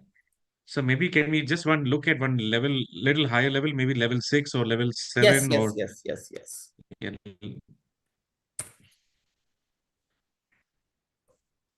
right. Especially I know in Indonesia, coding is now becoming very popular. This is based on my experience there. So I think for all the teachers, Bapak Ibu, all the teachers in Indonesia, for coding, right? I know sometimes we try to buy the books, but I think everything is online. I think it's all there. AI also is helping. So I think it's a very good resource material for the teachers, and I Yes, think it's a good platform for the students also to learn on how to use the coding. yes, sir. Yes, sir. Just give me 5 minutes. I will just show the entire thing. Sure, sure, sir. In the meantime, any teachers would like to comment or would have any queries, any questions, please prepare your questions. We will have the Q&A session very shortly. So especially for our teachers in Indonesia, Bapak Ibu, jika ada pertanyaan atau kalau ada sesuatu yang ingin mau disampaikan, silakan Bapak Ibu. Y'all can use English, you can also use Bahasa Indonesia. That's totally fine.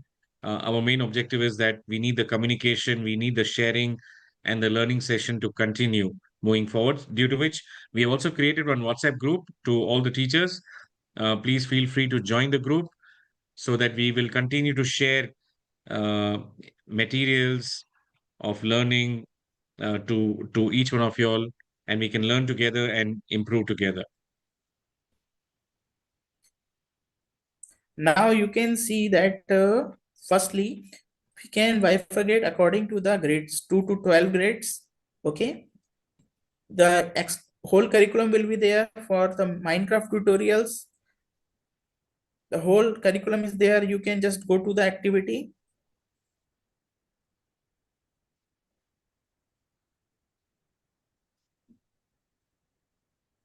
Here, for the age group is 14 to 18.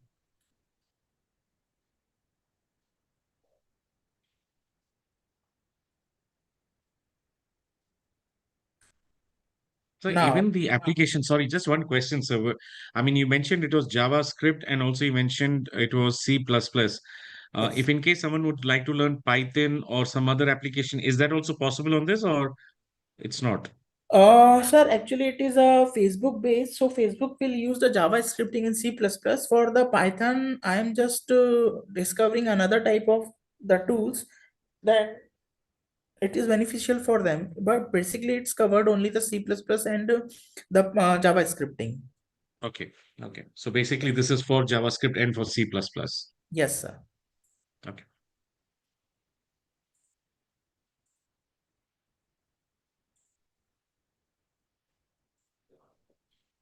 No, thank you so much. I think we have far exceeded the time limit.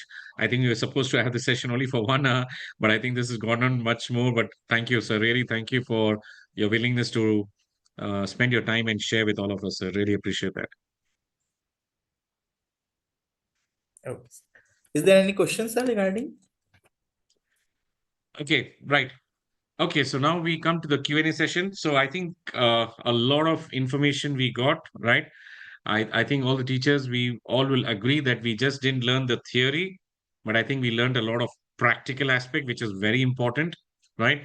And we saw that all what we learned from the ethical side, all what we learned about the usage of AI, which actually can be put in practice. Most of the tools, as Professor Nitin mentioned, they are available for free. But yes, it's just a tip of the ocean because there are so many tools. And I'm sure Professor Nitin cannot discuss each and every one of them. So I think it was just for each and every teachers to start exploring it, right? Start exploring, learn, and right, and probably become more effective, efficient in your teaching process, also in your assessment. And I think more important thing is now we can confidently tell the students that your work is original or it is not original, because I think that's the problem we have been facing all this while, is that they give the assignment, but many a times we don't know whether is it original or it is plagiarism. So thank you so much, Professor Nathan, for sharing wonderful insights. I mean, I myself really learned a lot, and I'm sure all the teachers also learned. So now Q&A session. Yes, Ibu, Elida, Kartika. Yeah, go ahead, Bu. You can please unmute yourself and ask the question, Bu. Thank you. Okay, first of all, thanks for the occasion. My name is Elida. I am a Bahasa Indonesia teacher from East Java, Indonesia. To Mr. Pasni, maybe from your perspective, do student assignment that have been paraphrased or maybe independently revised tend to create blind spot for AI detector? And are they other potential loopholes in AI detection system that educator should be aware of when assessing student work? Thank you.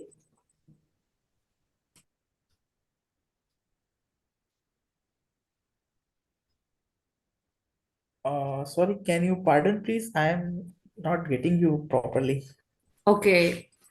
From your perspective, do student assignment that have been paraphrased or maybe independently revised tend to create blind spot for the AI detector? And are there other potential loopholes in AI detection system that educator should be aware of when assessing the student work?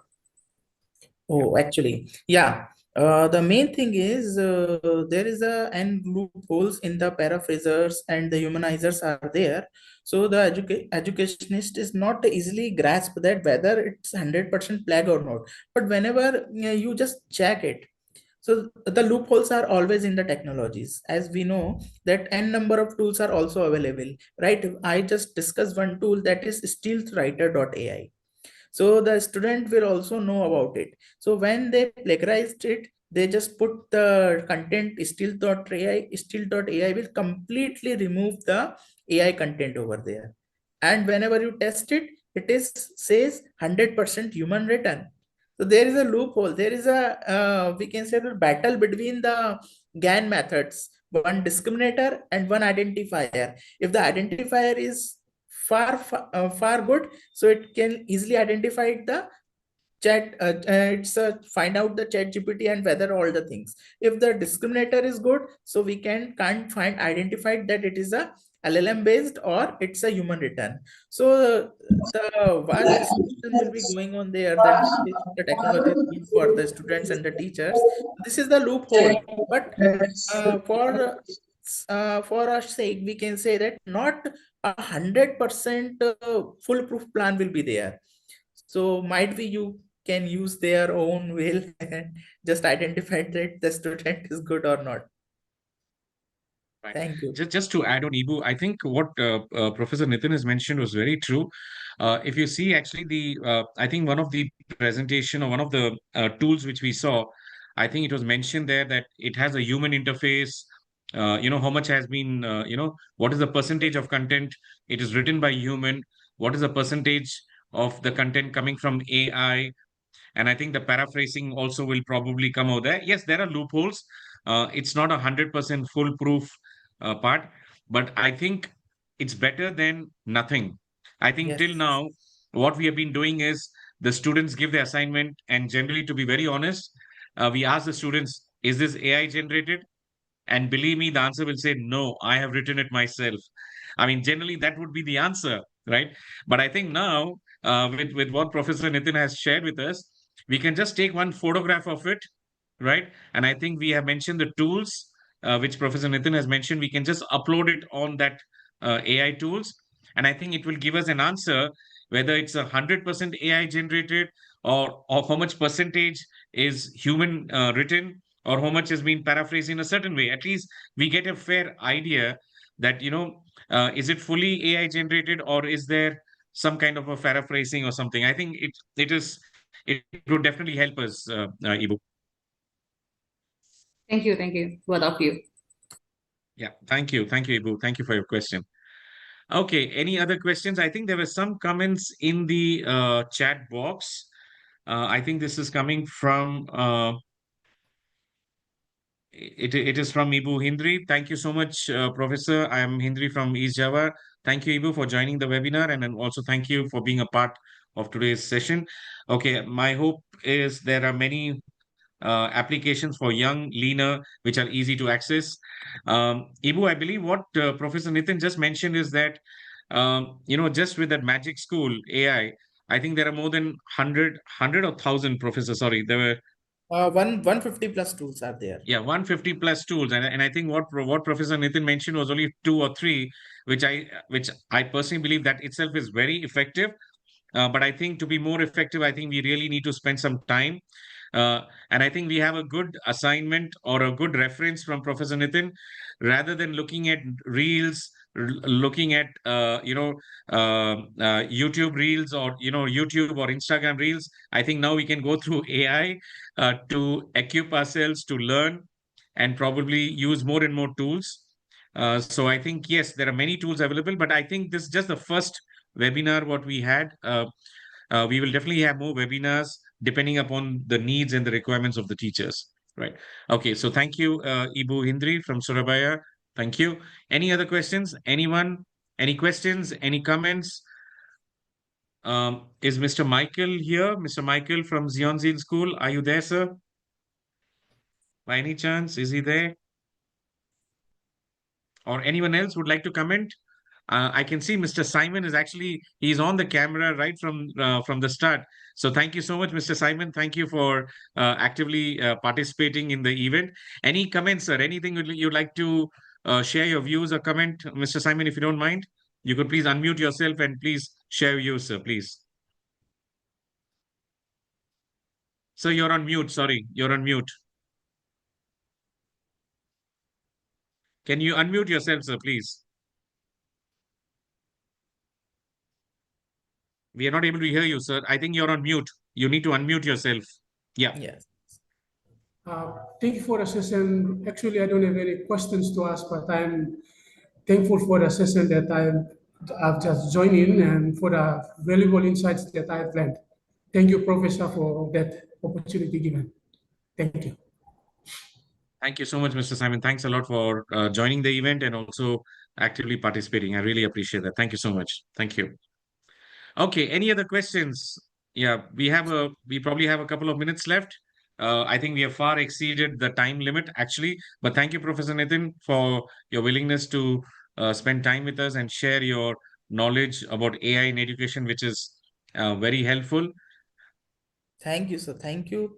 Thank you for providing me such an opportunity to deliver such a good and nice talking with the persons from the Indonesia and other countries. So thankful to you, sir. Thank you, sir. Thanks a lot. Okay. I believe just to before we wrap up, I would like to inform in the chat box we have mentioned few details. Probably I might just share it once again. To receive the PowerPoint materials, we request all the teachers, please please make sure you'll register with us so that we can share it by email to you all.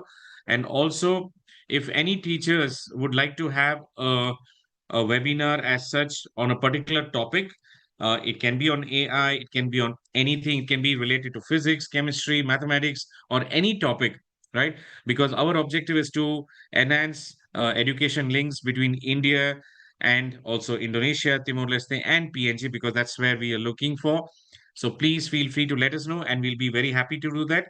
And also, one last thing is, Bapak Ibu, we have also created one WhatsApp group where we would plan to regularly share information about teaching trends and also about teaching methodologies, maybe even AI.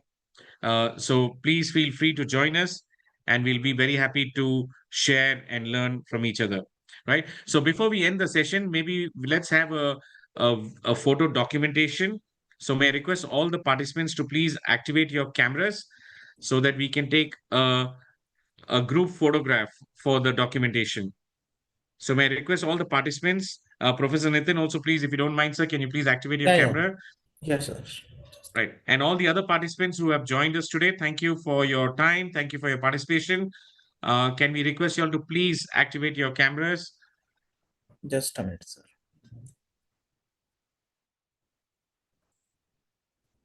Ya, Bapak Ibu dari Indonesia, Timor Leste, silakan Bapak Ibu bisa aktifin kamera, jadi kita bisa ambil foto bersama. Ya, silakan Bapak Ibu.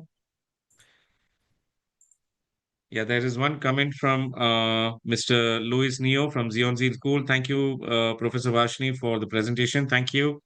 Yeah. Right. Anyone else would like to join on the camera? Professor Nitin, we are missing you, sir. Just a minute, sir. Might be some network issue. Sure, Give me sure. 1 minute Please. only. Yeah.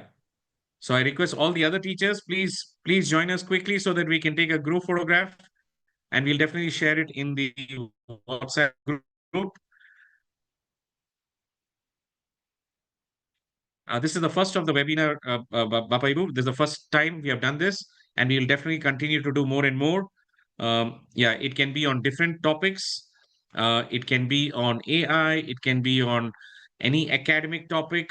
It can be on any non-academic topic, right? Depending upon the requirement, we'll be very happy to do that.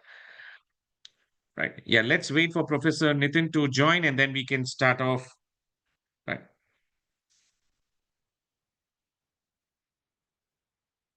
Yeah. Hi, Mr. Michael. Ravi, Yes, Brother Michael. How are you? you can hear me now. I can hear you now. I can hear you now. I was looking for you. Okay, I'm using a technology that is been giving me some little bit of difficulty, but thank you, Professor, and Ravi yourself for bringing this very useful education and information to all of us. We're really enjoying. Unfortunately, there's been some disconnection on my side, and we didn't really, you know, went in speed with you, but generally, this is it's a good start, and we're looking forward to more of this engagement, especially in the AI, when everyone is shifting to AI. So, as much as possible, my teachers and myself and every one of us, we really want to learn and understand how useful AI is, especially in the classroom. How can our students get themselves engaged and learn with using the world of load of information that is being supported through the AI platform. So we're really looking forward to this. Just one issue that I had, like in terms of plagiarism and laws, copyright and all the other laws where that are existing, that's there in terms of students trying to do the academic work. How much of the work or information that is sourced from the AI can be used for the academic work. Now, probably you may have said that I didn't, was part of the whole full presentation, but I'm just asking this question in terms of plagiarism laws. Sure. Yeah, Professor Nathan, you would like to mention that? Yeah, probably let's take a group photograph together, because I think the other teachers are waiting for the group photograph. So let's take the photograph together, and then we can probably ask Professor Nathan to make probably to answer your question. And I think there's another one question coming from Indonesia as well. Sorry. Yes. So may I ask my colleague Alan, can you please help us in taking a group photograph, please, if you don't mind? Yeah, sure. Okay. Maybe everyone can do a pose. Maybe Mr. Rafi? No, I think since we have from different countries, we can't have a common thing. Yeah, so maybe we can just do this. It's like, for I for India, if you don't mind. We can just have one this I for India, right? So let's try to have India, Indonesia, Timor Leste, and also PNG work together, right, with India, right? So can we all have you all just have this one sign just to make sure that it's I for India. Yep, thank you. Yeah, I'm raising my hands here in support. Okay, I'll count for 1, 2, and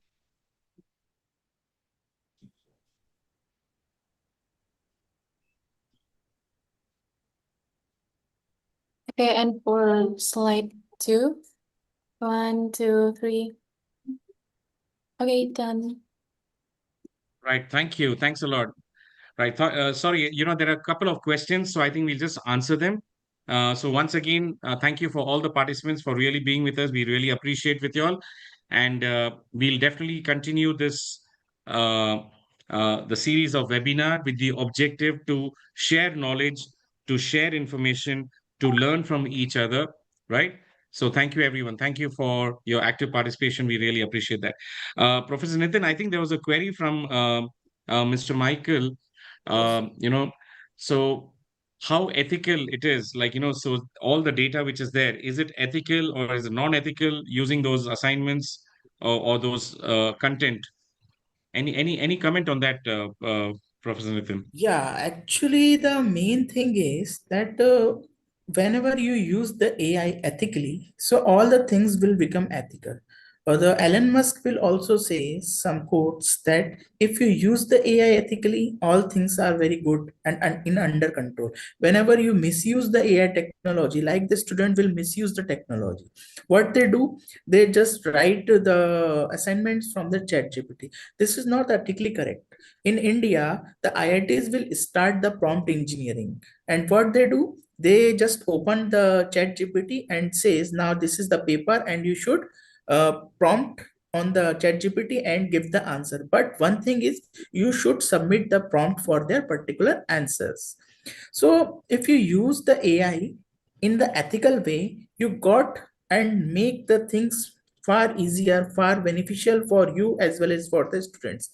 But as you see, many deep fakes videos are there. Many things are going, morph images are there. So whenever you use the AI in the education or in the different sectors in the ethical way, I'm just seeing one slide why we use and how we use the AI in the ethical way, fairness, transparency, and the main thing is accountability will be there. Someone is accountable for it. Okay, so whenever we introduce or integrate the AI in the education, so we can make some limits, we can create some boundary line. We didn't cross this boundary. Okay, chat GPT is enough. But whenever you use the group and this type of things, so might be it is dangerous for the students as well as for the faculties. Suppose the student will continuously write the assignment from the AI, use the stealth writer to just fake the report of the plagiarism. But what the student do in the final exam? You can see the grasp changes or a great descents in the assignments and their final exams. So you can easily identify now the students are liar. So I am just suggesting to you, use the AI ethically, or you can also suggest the students, you can use AI, but in the ethical way. You take as a references, not as a main, right? Thank you. Okay, yeah. So basically, Brother Michael, I think it's basically to use it as a reference, not to use it as a Bible. I mean, that's what, it's we use it how the tools can be utilized for effective learning, effective teaching. But yes, we can't totally rely on it 100%. That's what Professor Nitin was mentioning. Any comments, Brother Michael? Anything you'd like to mention? Okay, just one more. I'm beginning to develop interest in the use of ChatGPT.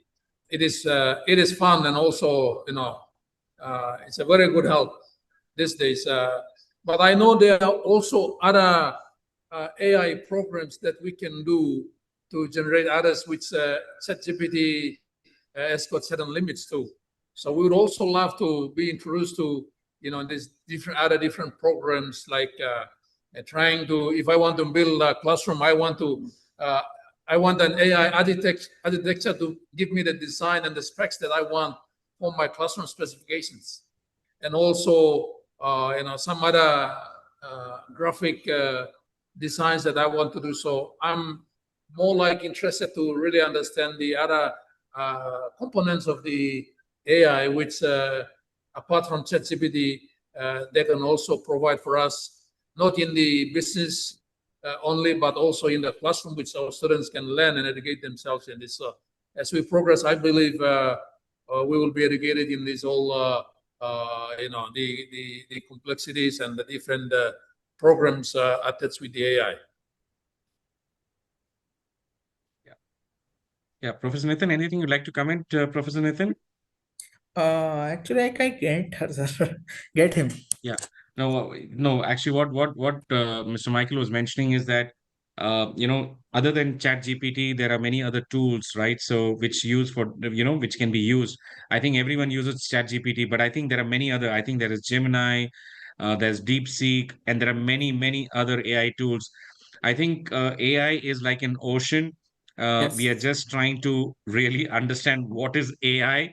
But I think it's very important for us to really get into it. I think today's session was just the beginning of it, where we have just tried to understand what is AI, what is the use of AI, and also the pros and cons, and of course, just to make the session more lively, not to be talking only from the theoretical perspective, but also from the practical side, right?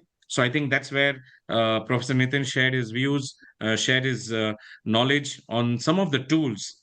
Again, I think Magic School AI, as he mentioned, it had more than 150 tools. And honestly, he can't mention he can't describe each one of them. But I think it is for us to to go through those tools to apply. And of course, I'm sure, Mr. Michael, there would be tools on from AI on how to use it for building a school or probably building a classroom, how to make the classroom more effective. I'm sure there would be a lot of things there. But again, I think it's too wide a topic, and AI itself is an ocean by itself. So I think depending upon the need and the requirement, we can plan and we can actually organize training schedules. So I think that's what I mentioned in one of the messages in the chat box for the teachers. If you all have any particular topic which is of interest to you all, please let us know, and we will definitely we will find the we probably might get the help of Professor Nitin, or maybe if there's some other topic which is related to some other field, we can get expertise to come in and to share the knowledge so that we can all learn together. So that's what I would like to say that to Mr. Michael. But thank you so much for your question. I think the last question, Professor Nitin, if you don't mind, I think Yeah. the last question actually comes from the Ministry of Education from Kalimantan Selatan, from Indonesia. Uh, and yeah, it is actually from Ibu Fajar Sauma Wardana, right? And she hopes that you can actually visit in Indonesia, Kalimantan Selatan. Ibu, I have already visited Kalimantan Selatan. I visited Banjarmasin, also visited Banjarbaru. In fact, visited even the Office of Dinas Pendidikan and Budaya in Kalimantan Selatan. The one question, Professor Nitin, what she has is that what are the main risks of using or access link about artificial intelligence in education, especially related to students' data privacy? Is it Yeah. safe? Yeah. Whenever you just first of all, you should identify the good tools. Okay, that premium version or a paid versions are very nice. So the organization will pay for it. So the data should be integrated very carefully. Okay, they keep the data anonymous. For you can see that when we use the Vyground, so all the students, as we are the faculties, all the faculties are joined with their anonymous names. Okay, so whenever you use such tools which are having https protocols, and they just, you firstly you check the domain, then you can check the reviews, then you can use or apply the tools. Many of the tools like Magic School AI will directly integrate with the LMS of your school, but they can guarantee that your data should not be leaked by any manner. Such tools who get the guarantee of these things, you can rely on them. But you can see that n number of predators AI tools are available in the market. It's a flood, or it's, we can say it's a ocean of the AI tools available in the websites and the web world. So just check very gently before inserting any data. Check their domain name, check the reviews, check the look and feel environment, and then whenever you ensure, then you can put your name, data of the students, all these things very gently, right? Yeah. So Ibu Fajat, basically, if I could just summarize, I think what Professor Nathan is saying, that AI is definitely effective. I think it provides a lot of convenience. There's a lot we can be effective and efficient, but at the same time, we need to be cautious. Yeah, we need to be careful. We need to also look at, what kind of tool it is, right? What kind of an identity, or probably the website and other references. We need to look at it, because as we all know, like, as we have seen the deep flake things happening, videos are generated using AI, right? So AI has its positives, but at the same time, AI also has its negatives. So we need to be careful about it. We need to be cautious about it, and we need to responsibly, I think we need to use AI, ethically, with the objective that the teaching methodology, the students, especially if students are using plagiarism, I think we should know whether they are doing it or not, so that they can also be careful in just not submitting the assignment because they think, oh, my teacher will never understand that this is AI generated. Or I think, as Ibu Elida mentioned, that maybe there's paraphrasing. Students generally, what they do is they do a copy paste from the AI, but they would just change few words or few sentences, and they would like to make it, whether it is 100% written by them. So I think these are the things which probably AI can help us moving forward, in the field of education. So once again, on behalf of everyone, on behalf of all the participants, all the teachers in um, Timor-Leste, PNG, as well as Indonesia, and also with Zion Zil School, since we have collaborated this event with Zion Zil School. I would like to thank Professor Nitin. Thank you so much, sir. Thanks a lot for today's presentation. Very enlightening, very helpful.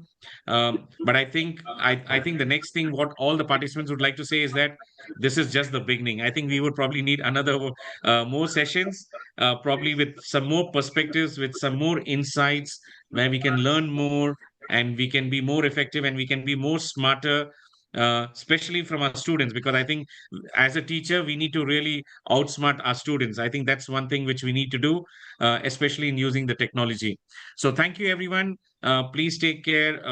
Good afternoon and good evening to all our teachers and friends, from Indonesia, Timor-Leste, and PNG.